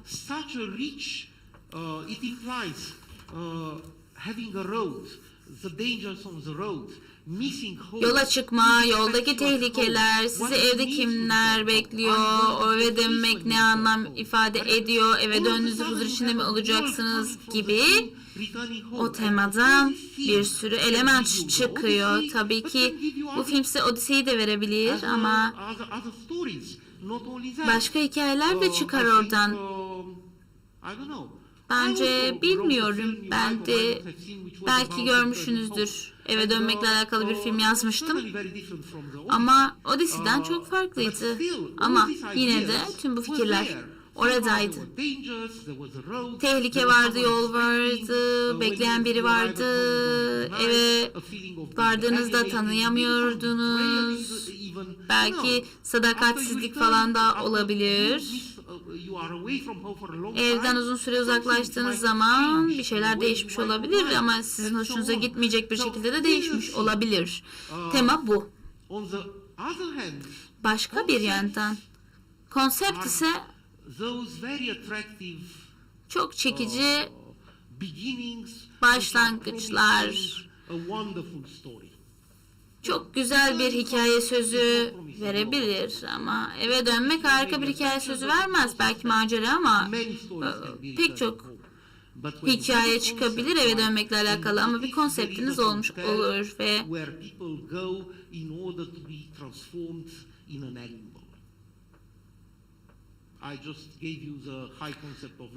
size bir ıstakoz hakkında Lantimos'tan yüksek bir konsept verdim. Belki bazılarınız izlemiştir ama bu konseptlerin bazıları çekici gelse de bu işlerin nasıl gideceğiyle alakalı bir fikir vermez. Ya kısmını siz bana söyleyeceksiniz. Bazı şeyler eve döndüğünüzde nasıl yanlış gidebilir? Yol, hayal kırıklıkları, kıskançlık, beklediğini bulamama hissi. Ne olabilir otele gitseniz mesela ve orada hayvana dönüşseniz? Siz bunun hakkında bir şey üretebilirsiniz mesela. Birdenbire insanların merakına da oynanabilir. Siz anlatın bunu. Ve otele gitseniz ve hayvana dönüşseniz, mesela ıstakoza, ne oluyor siz söyleyin. Çok fazla aracımız yok böyle bir konsepti hissetmek için. Çünkü neden olduğunu size anlatabilirim. İnsanlar artık kendi oldukları kişi olmak istemezler. Bir hayvan olmak isterler ki sorumluluk hissinden kaçabilsinler. Pekala. Bir adam var. Köpeğe dönüşmek istiyor. Çünkü bir köpeği vardı. Köpekleri seviyordu. Ama dönüşüm çok iyi gerçekleşmedi ve sonra ne oldu? Sonra vahşi köpeklerle karşılaştı ve dövüşüp ormana kaçtılar. Sonra bekle dedik. Bunlar olabilir ama aynı zamanda buna bir anlam biçmeniz gerek. İstediğiniz gibi başta anlatmak istediğiniz şeyi anlatması lazım ve eğlenceli izlemesi evet ama aynı zamanda hayal kırıklığı da oluşturuyor. Ben Lantimos'u sevmediğim için değil, onun filmlerini sevmediğim için söylemiyorum. İzlemekten zevk alıyorum. Ama bu örneği vermemin sebebi bunlar niye bu şekilde gerçekleşiyor? Bu şekilde gerçekleşiyorlar çünkü ekranda hikayeye girmeden önce gerçekleşen şeyler, herhangi bir bağlantı yok. Yazarın beyninde olan ortak anlayışla izleyen kişi arasındaki ortak anlayışta bir uyuşma yok. Neye okey olduğunuzu bilmiyorsanız otele gitmek evet olabilir. Bir dönüşüm var evet bunu da anlıyorsunuz ama sonra herhangi bir kurumun bizim tarafımızdan yapılan herhangi bir kurumla herhangi bir ilişki kurmadığını fark ediyorsunuz. Bu yeni bir dünya, yeni kuralları var ve bu yeni kuralların açıklanması gerek. Ve bunu açıklayacak zaman da yok. Bir şeyler çok hızlı geçiyor. Sonra ormanlara geçiyorsunuz. Ormana geçtiğiniz zaman başka filmlerde de ormana geçildiği oluyor. Baskıcı hükümetlerin olduğu filmlerde, Fahrenheit'ta da oldu. Fahrenheit'ta da ormana geçtiler. Neden ormana geçtiler? En azından şunu biliyorsunuz. Ormana gittikleri zaman filmin sonunda orada gerçekleşen gerçekliğe aslında onay vermiş olmuyorsunuz. Ortak bir anlayış yakalamıyorsunuz oradan. Önceki filmden bir referans. Orada ve 20 başka filmde de ormana gidiyorlar. O zaman diyorsunuz ki evet ormana geçiyorlar ama bunu asla vermiyorsunuz. Bu genel kültürel bir fikir değil. Tam bu anda duygu yerine çok banal bir kabul gösteriyorsunuz. Bu film kültürel bir olay bu diyorsunuz. Beni de bir noktaya kadar iletişimde tutar ama his gitmiş olur. Düşünce işlemez. İçine giremiyorsunuz. Sadece bir teklif gibi izliyorsunuz. Bu filme tabii karşı değilim. Böyle pek çok film var. Ama daha çok üzgünüm böyle olduğu için. Çünkü olduklarından daha iyi olabilirdi pek çok şey. Ekrana hiçbir şey yazmadan, kağıda dökmeden önce kafalarında düşünüp bunu nasıl yapacağım demedikleri için bu insanlar böyle oluyor. Benim için, bana göre bir insan sadece düşünerek ya da konuşarak bir arkadaşıyla yarım yıl geçirse tamam otel meselesi ne o zaman? Toplumla mı alakalı? Elimizdeki gerçekler, hepimiz de depresifiz, hayatlarımızda ne yapmak istediğimizi bilmiyoruz. Ben biliyor muyum mesela? Ben bu karakterle özdeşleşiyor muyum? Bir hikaye üretmeye çalışırken sizi çok endişelendiriyorsa birdenbire ormana gitmedikleri bir şey yapılabilirdi. Anlamlı, izleyen kişilerin zihinlerinde anlamlı olacak. Ama bir noktada kendinize şunu da diyebilirsiniz. Belki de kendilerini hayvana dönüştürmeleri gerekmiyordur. Belki sadece bir otele gidip depresyonu yaşamaları gerekiyordur. Ama yine Force Majeure diye Oslo'nun bir filmi Avalanche filmindeki gibi o aile, baba korkak biri olarak nasıl hayatta kaldılar? Evet, değişik bir konsept. Tabii ki ıstakoz konsepti kadar yüksek bir konsept değil. Diyelim bu aile, baba aileyi korumaları gerekiyor. Ama hepsi kaçıyor. Sonra aileye geri dönmeye çalışıyor. Aile de onu kabul etmiş gibi numara yapıyor. Ama bir kopukluk oluşuyor orada kadın, karısı ve kendisi hakkında. Sonra çocuklar da var. Sonra çocuklar ailelerine model gibi bakıyorlar. Evet tamam bunlar elimizde var. Bunu ne yapacaksın? Konuşmalar ne bu konuyla alakalı? Kadın ve erkek artık birlikte değiller. Nasıl düzeltecekler? Adamın korkaklığı, kadının başka erkeklerle o izlerken sevişmesine kadar uzayacak mı? Bunlar oluyor ve bir bekle oluyorsunuz. Gerçekten önemli olan şeyi düşünüyor musunuz? Kendinize ne sormaya çalışıyorsunuz? Sonra neyle karşılaşacağız? Biz neyle karşılaşacağız? Sorunlardan biri de bu.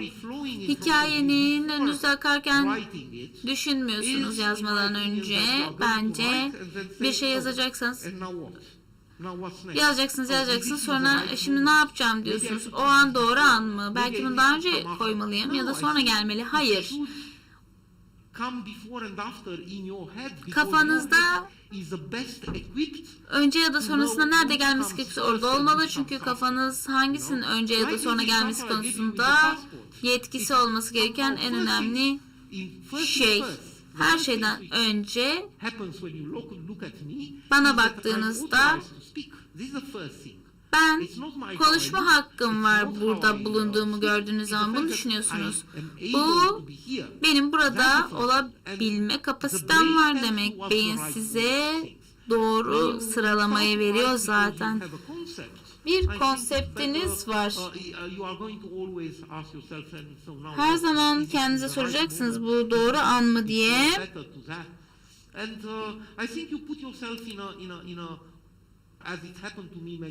Bence bu bana da çok fazla gerçekleşmiş bir şey. Arkadaşlarımız da bu yüzden var.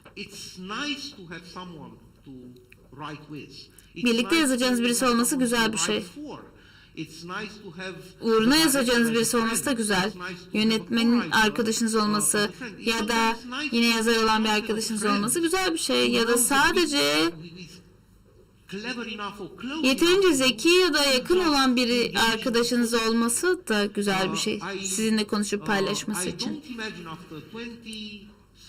23 yılın sonunda kendimi hiç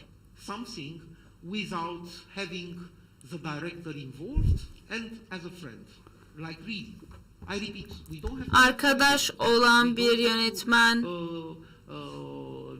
olmasını kabul etmiyorlar. Hiçbirimiz birbirimizin oğlu ya da kızı değiliz. Çocuğu değiliz. Kimsenin kanka olmasına da gerek yok.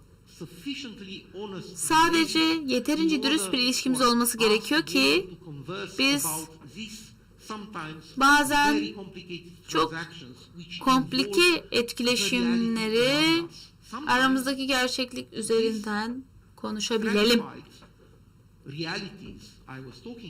Bu bahsettiğim gerçeklikler, terastaki adam ya da benim burada olmam gibi gerçekliklerden bahsettiğimiz zaman sadece komplike olmuyor ama konuşması da zor oluyor. Çünkü aynı zamanda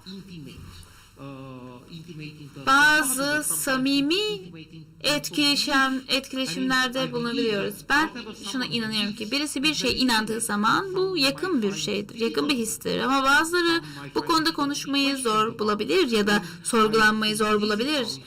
Bence öyle de olmalı zaten. Aynı zamanda şunu da düşünüyorum. Eğer birisi arkadaş olarak yakınsa size ve bazı şeyler konusunda şeffaf olabiliyorsa sizi kendinizi dürüst olma konumuna koyar. Eğer bu mümkün değilse her zaman şunu söyleyebilirim ki kendinize dürüst olun ki anlayabilin. Neden yaptığınızı bilin. Ya da aksi takdirde bir şeyler kötüye gidebilir. İnsanlar pek çok sebepten ötürü yazmaya başlarlar ama bu sadece genel bir meseledir. Bir spesifik bir hikayeyi spesifik nedenlerle yazar insanlar. Bu nedenlerden bahsedebiliriz. Genel olarak insanlar pek çok nedenden ötürü yazarlar. Ama spesifik konuşacak olursak insanlara iyi para verilir ve yazarlar ya da bu hikaye onlar için önemlidir de yazarlar. Bu hikayeleri büyük bir festivale dönüştürebilecekleri için de yazabilirler. Biri diğerinden daha iyi demiyorum ama genelde nedenler bu şekildedir ve bunları bilmeniz gerek. Bunları bildiğiniz zaman o zaman kim olduğunuzu da bilirsiniz ve hikaye nasıl modüle edeceğinizi de bilirsiniz. Nasıl yapacağınızı bilirsiniz. Ve belli bir köprü kurma seviyesine erişebilirsiniz o zaman daha bilmediğiniz birilerinin zihninde. Onlar sizin gelecekteki izleyicileriniz. Siz her zaman geçmiştesiniz. Tam olarak neden yaptığınızı bilmeniz gerekiyor ki bu gelecekteki izleyiciniz zihninde köprü kurabilin. Ben izleyicileri düşünmüyorum genelde çünkü daha kişisel şeyler üzerinde çalıştım her zaman ama onları düşünmemin sebebi dürüstlük anlamında. Kim için yapıyorum ben bu filmi? Festivaller için film yapmak istemediğim için festival izleyicilerini hesaba katmıyorum. Belli bir seviyede, belli bir sayıda izleyici düşünüyorum ki duygusal olarak yeterince taze olsun hisleri ve yeterince kafaları olsun ki kendileri benim bahsetmek istediğim konularda hissetmeye izin verebilsinler. Ama büyük izleyicilere, büyük kitlelerdeki izleyicilere ulaşmak istiyorsam yazarlar bunu bilmek zorunda. Kendinize dürüst olmak zorundasınız.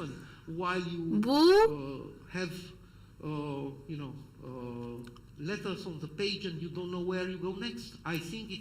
sayfa sayfa yazıp sonra nerede olacağınızı bilmediğiniz bir hikayenin ortasında gerçekleşemez. Ben hikayeyi ve bu şeyleri yavaş götürmeye çalışıyorum. Eğer bu arkadaşınız gibi birisi yoksa o zaman daha zordur, bunu bilirsiniz. Kendinizle dürüst olmak daha zordur ama bu güzel bir şeydir. Hepimiz kendimize karşı dürüst olmalıyız ve ne yaptığımızı, neden yaptığımızı, nasıl yapacağımızı bilmeliyiz. Temelde bu tüm süreci ben 23 yılda bu şekilde öğrendim. Oldukça zamanlı bir şekilde bitti. Size anlatmak istediğim şey de buydu.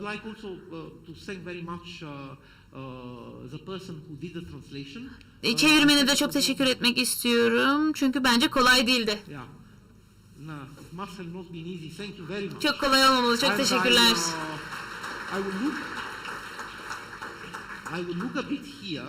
Biraz buraya bakacağım. Söylediğim zamandan biraz erken bitti. 1 saat 20 dakika sürdü. Soru sormak istiyorsanız vaktim var. Onlar da bana çevirecek aynı zamanda. Şunu takayım. Konuşabilirsiniz. Bu da bana çevrilecek sorunuz varsa. Koyayım mı kulağıma? Soru var mı? Peki koyuyorum. There are questions? Please. Soru var mı? Lütfen sorun. Çalışıyor mu? Merhaba. Öncelikle çok teşekkürler. İçerik ve senaryo aşamaları ve nasıl olması, nasıl yazılması, nasıl düşünülmesi gerektiği hakkında konuştuk ama ben biraz daha farklı bir soru sormak istiyorum. Biraz yazarlıkla ilgili olsun istiyorum. Yazarken bir ritüeliniz var mı? Nasıl bir sistemsel olarak nasıl yazıyorsunuz? Bir senaryoya ya da romana başladığınızda.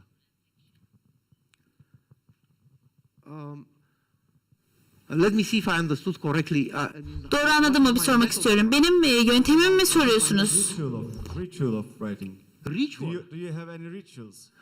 Yes, I do have rituals. Evet var. Ritüellerim var. Doğru. So once I think about everything and Öncelikle her şeyi etraflıca düşünüyorum. Bazen 6 ay sürüyor. Yalnız başıma. İlk taslağı yazıyorum önce. 20-30 sayfa kadar. İlk taslağı 4 günde yazıyorum diyebilirim. Sonra bir ara veriyorum. Düşünüyorum, tartışıyorum, yine işe dönüyorum. Düzeltmelere uzunca bir vakit ayırıyorum. Bazı elementleri değiştiriyorum ve sonra son taslağı çıkartıyorum. Ama ilk taslak çok kısa bir taslak oluyor. Hatta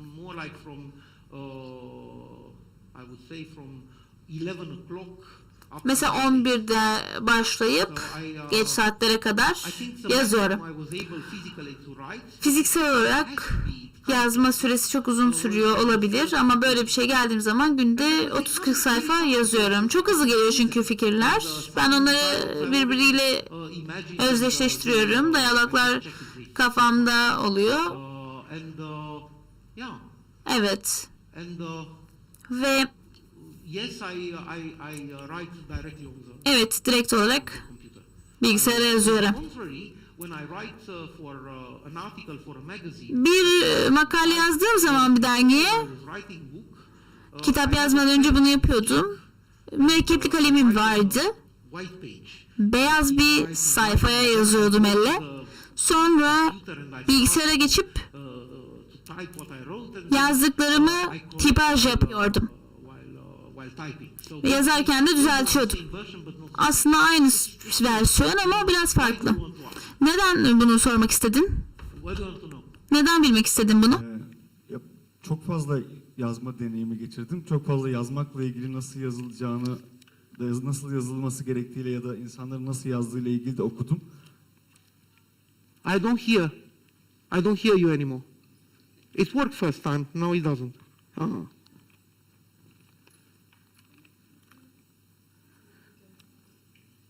Please do now. Yeah, okay. Çalışıyor mu?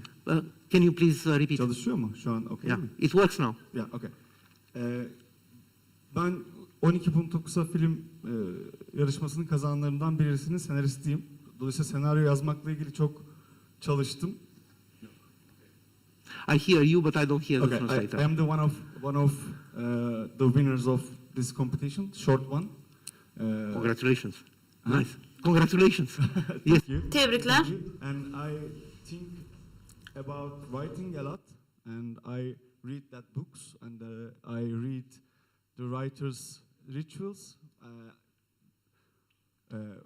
because of I have to find my way. So that's why I'm curious about it, because I'm writing like you, but when I read about it, it's like wrong way to me, because they are saying like different kind of things about it, but it's good to hear your way. So that's why I was curious about it. Yeah. I will say it again. Tekrar söyleyeceğim. Write movies. Eğer film yazıyorsanız, bu kitapları kılavuz olarak size söyledikleri gibi yazıyorsanız, yine de onların kazandığından daha az para kazanacaksınız. Böyle düşünelim. Eğer mesele buysa, kötü bir mesele. Yani kötü bir anlaşma. Beğenmiyorum. Bence adil değil. Bence sorun yok. There are some things which are obviously commonsensical. It just goes natural, you know, that people start like a story starts, has a middle, and has an end. Bir hikaye başladığında bir başlangıcı ve sonu olmalı, evet. Sonuç daha anlamlı olmalı, bitiş kısmı tabii ki evet. Bunlar işlevsel ama detaylar, o aradaki detaylar kendini düşünebilirsin bence. Seninle çok bağlantılar. Bu ne için burada şimdi? Kanalı seçmem gerekiyor değil mi? Bir kanal mı var? Tamam, süper. Aha. Yes, no. Thank you. Okay. Thank you by the way. Yeah. Teşekkürler. Ben bir soru sormak istiyorum. Sizi uluslararası platformda temsil eden bir menajeriniz var mı? Ya da bir ajans, senaryo ajansı. Uluslararası platformda yazarlık yapmak isteyen yazar arkadaşlarımıza ne önerirsiniz? Bir adaptasyon, bir roman adaptasyonuyla mı başlamak lazım? Bir menajerle mi diyalog kurmak lazım? Ya da yurt dışı fonlara başvurup oradan gerekli destekler alıp oradan mı ilerlemek gerekiyor? Bu konuda fikirlerinizi merak ediyorum. Teşekkürler. I don't know if my advice applies. Benim tavsiyem ne kadar geçerli olur bilemiyorum. Ben çünkü şanslıydım. Çok fazla senaryo yazarı olmadığı zamanda başladım. Tanınmış yoktu daha doğrusu. Bir şekilde daha basitti bugünden. Aynı zamanda fonlamanın da başladığı dönemde başladım ben. Romanya'da fonlama başlamıştı. O zaman kolaydı. Bir menajerim olmadı. Yine yok. Çünkü başlarda ihtiyacım olduğunu düşünmüyordum. Sonra da bir süre geçtikten sonra eğer bir menajerim olursa istemediğim şeylerde yazmak zorunda kalacağımı fark ettim. Bu yüzden bir menajer tutmadım. Belki bu size faydalı bir bilgi olur. Ben de bir arkadaşım vardı. Kendisi de avukattı. Bir model sözleşme ayarladı bana. Ben bu model sözleşmeyle bir çalışma kılavuzu oluşturmuş oldum. Ne olursa olsun, ne yazarsam yazayım değişmemesi gereken kurallar oldu. Yapımcı ne isterse istesin. Koşullar böyleydi. Tabii ki bazı insanlar sizinle çalışmak istemeyebilir bunları sunduğunuz zaman. Ama ben diyorum 5 yıl içerisinde yazmaz benim sözleşmemde. Çünkü o zaman siz ne ödeme alırsanız alın, o senaryo size geri geldiğinde 5 yılı geçiyorsa bana yeniden ödeme yapmak zorunda kalır. Ama benim koşullarım böyleydi. Ben bunlar saygı duyulduğunda çalışıyorum insanlarla. Ama sizin de çalışmanız gerek.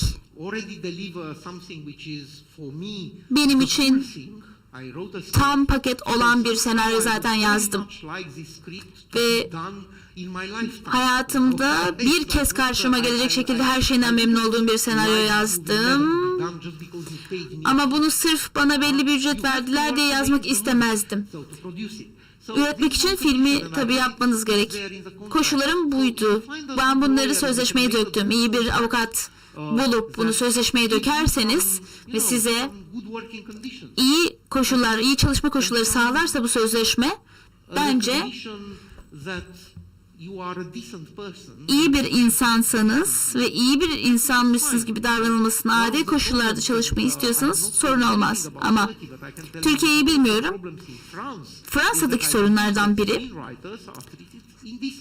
senaryo yazarlarına güzel yaklaşılmıyor, köle gibi yaklaşılıyor, çok az ödemeler yapılıyor ve sonsuz düzeltme istiyorlar, çok küçük para ödüyorlar bu paranın karşılığında da.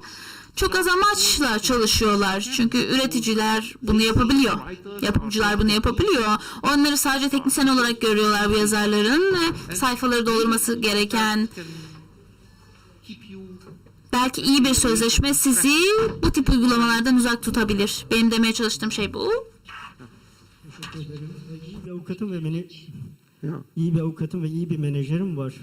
Almanya'da şu anda çalışmalarını sürdürüyor. Çok teşekkür ederim. Güzel.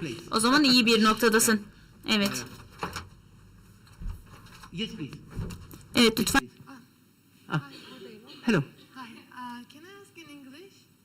What? Sorry. Yes, sure. Hello. Merhabalar.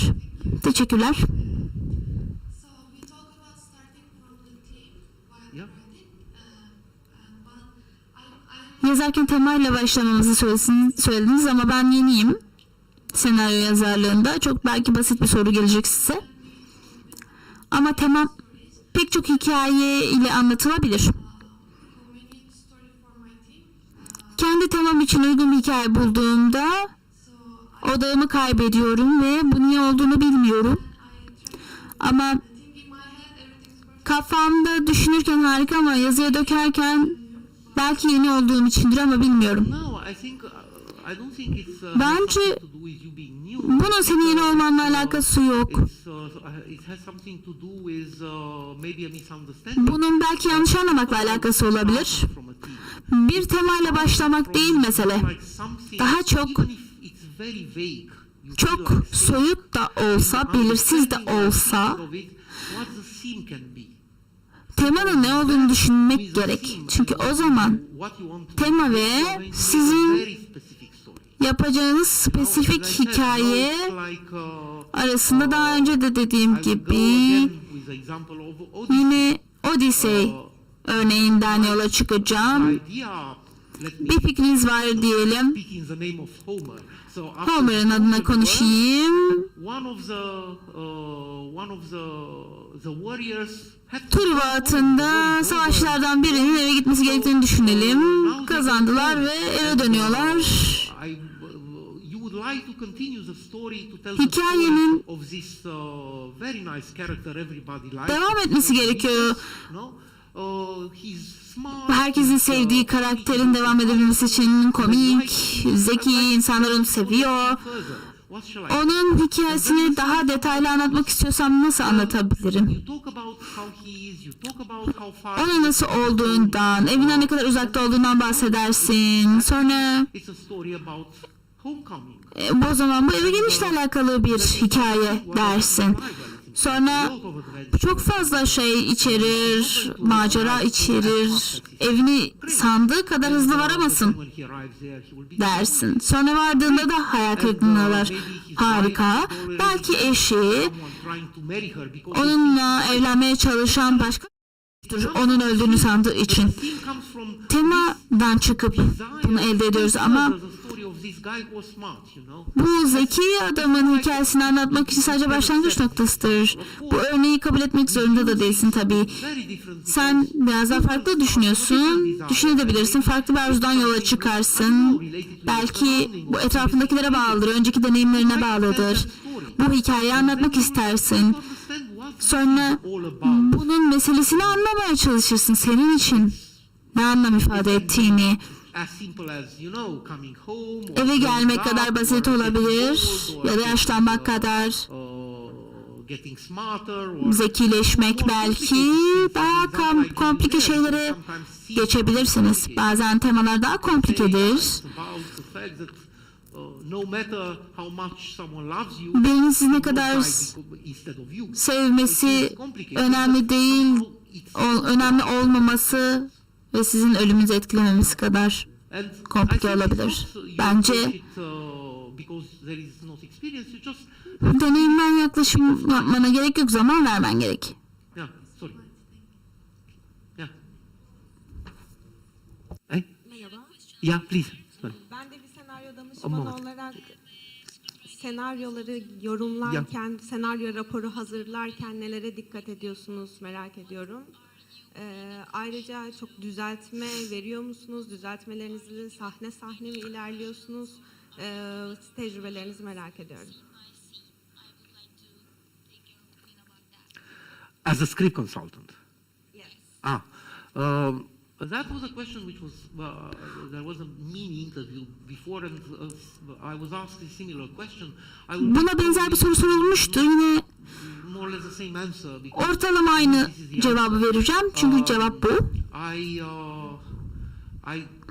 cannot make just scene by scene Sahne sahne let's say observation bir gözlem yapmam mümkün değil. Okuduğum metinle alakalı. Çünkü emin olmadığım bazı şeyler var. Bir senaryoyu okuduğumda bir şeyler ters gittiğinde konunun da yanlış olmasına bağlı olabilir ya da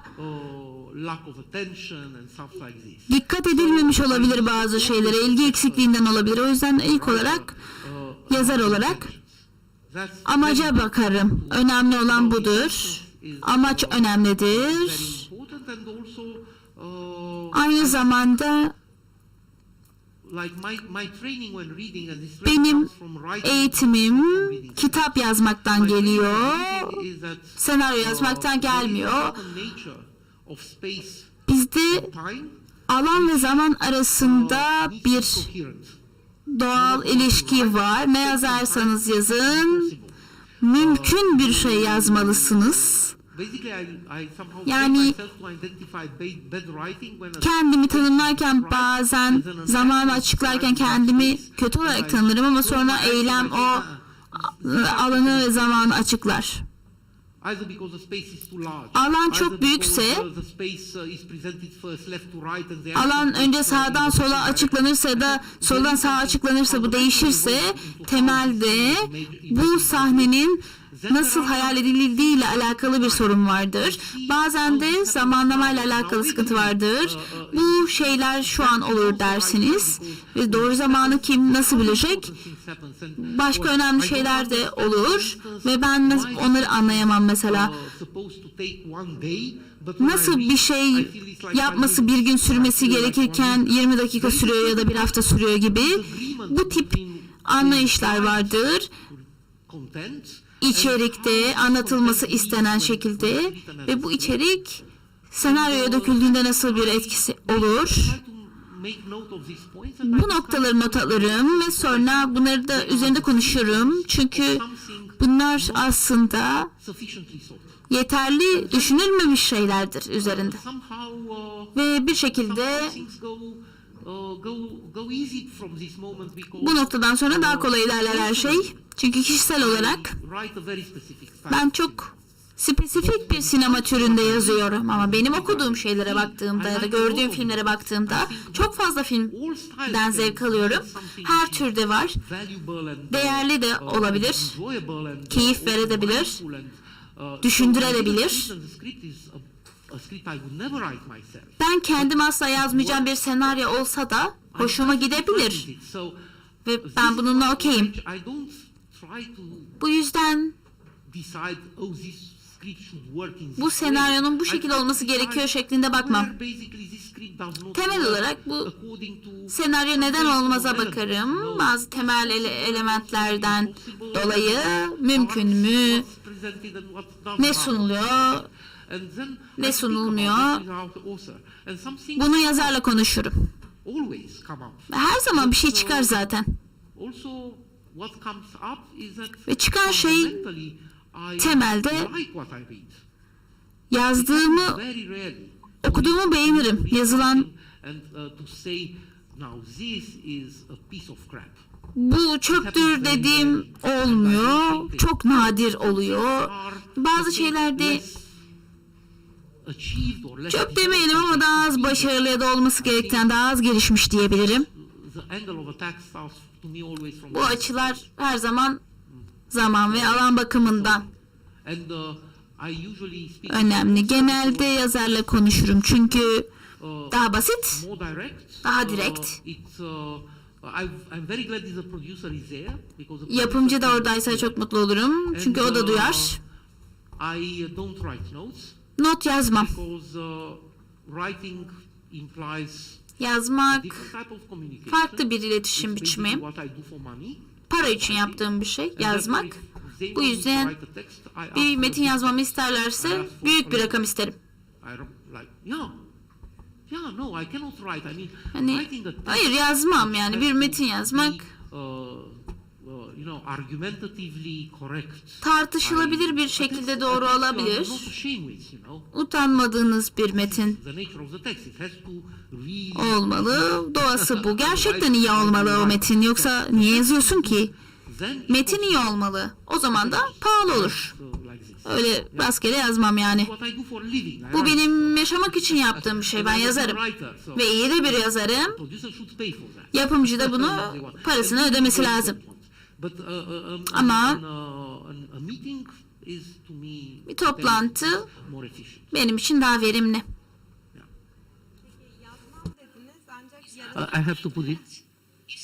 Yazmam dediniz ancak yaratıcı sahne önerilerinde bulunuyor musunuz? Örneğin belki sizin ülkenizde öyle değildir ama Türkiye'de senaryo danışmanları yeri geliyor bu kötü olsa da sahne yazıyor. Yeri geliyor yaratıcı önerilerde bulunuyoruz. Sizin ülkenizde böyle bir şey var mı?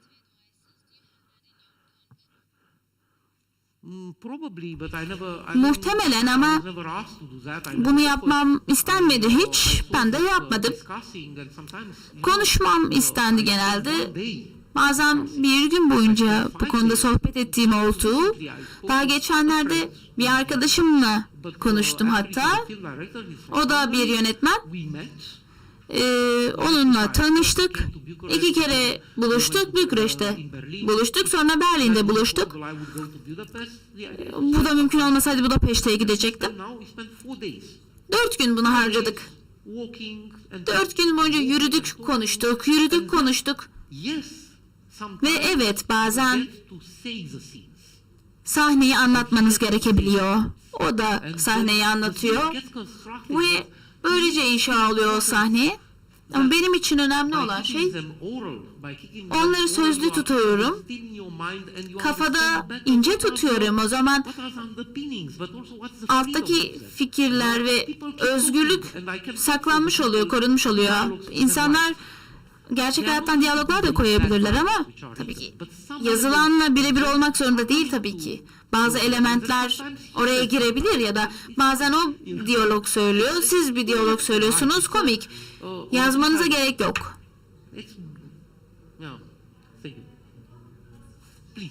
Teşekkürler. İlk olarak bize ilham verdiğiniz için teşekkürler. Benim sorum geri dönütlerle alakalı. Senaryolarımızı nasıl dönüştürmeliyiz? Benim geri dönütüm yoksa genel geri dönütler mi? Genel. Bence Isabel nerede? Onu görmüyorum. Isabel harika bir seri. Bazı dönütlerin nasıl dinlenmesi gerektiği ya da bazı dönütlerin nasıl sadece kibarlıktan dinlendiği ile alakalı ya da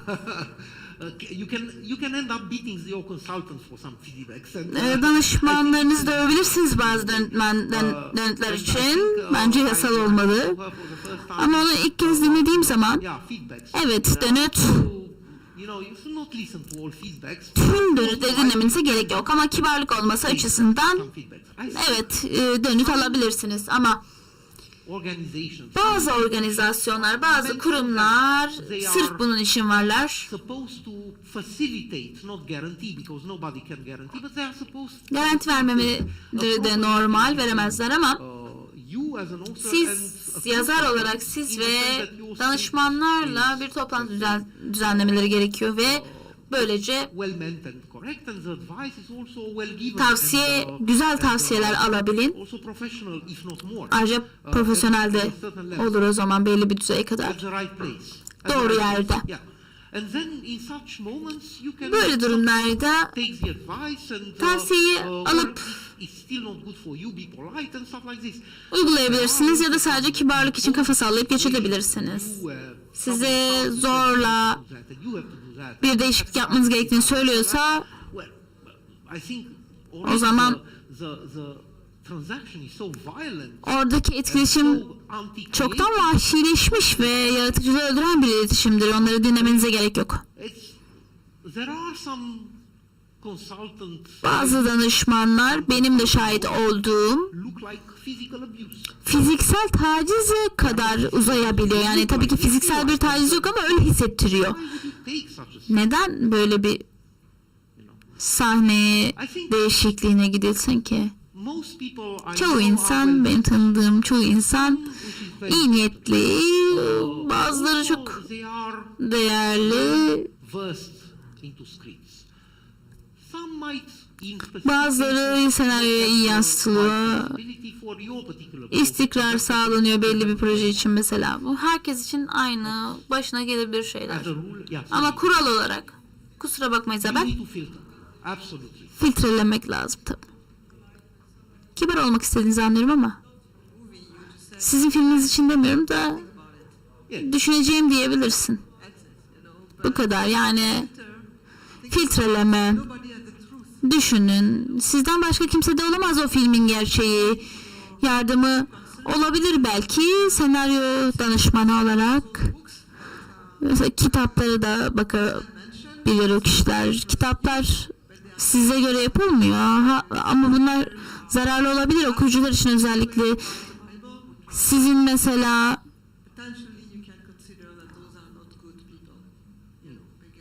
bu tip insanların kötü olduğunu düşünebilirsiniz. Kendi iç sesinizi dinleyin bence. Sadece filtreleyin. Evet. Kusura bakmayın yani araya girdim ama evet sorular bunlarsa ama vaktimiz yok değil mi? Bu kadar mı? Çok vaktimiz yok. Başka oturum başlayacak. Umuyorum en azından çok yorucu değildi. Ben çok keyif aldım. Bence bana büyük keyif verdi bunlardan bahsetmek. Çok teşekkür ediyorum burada olduğunuz için. Çok sağ olun. Sağ olun.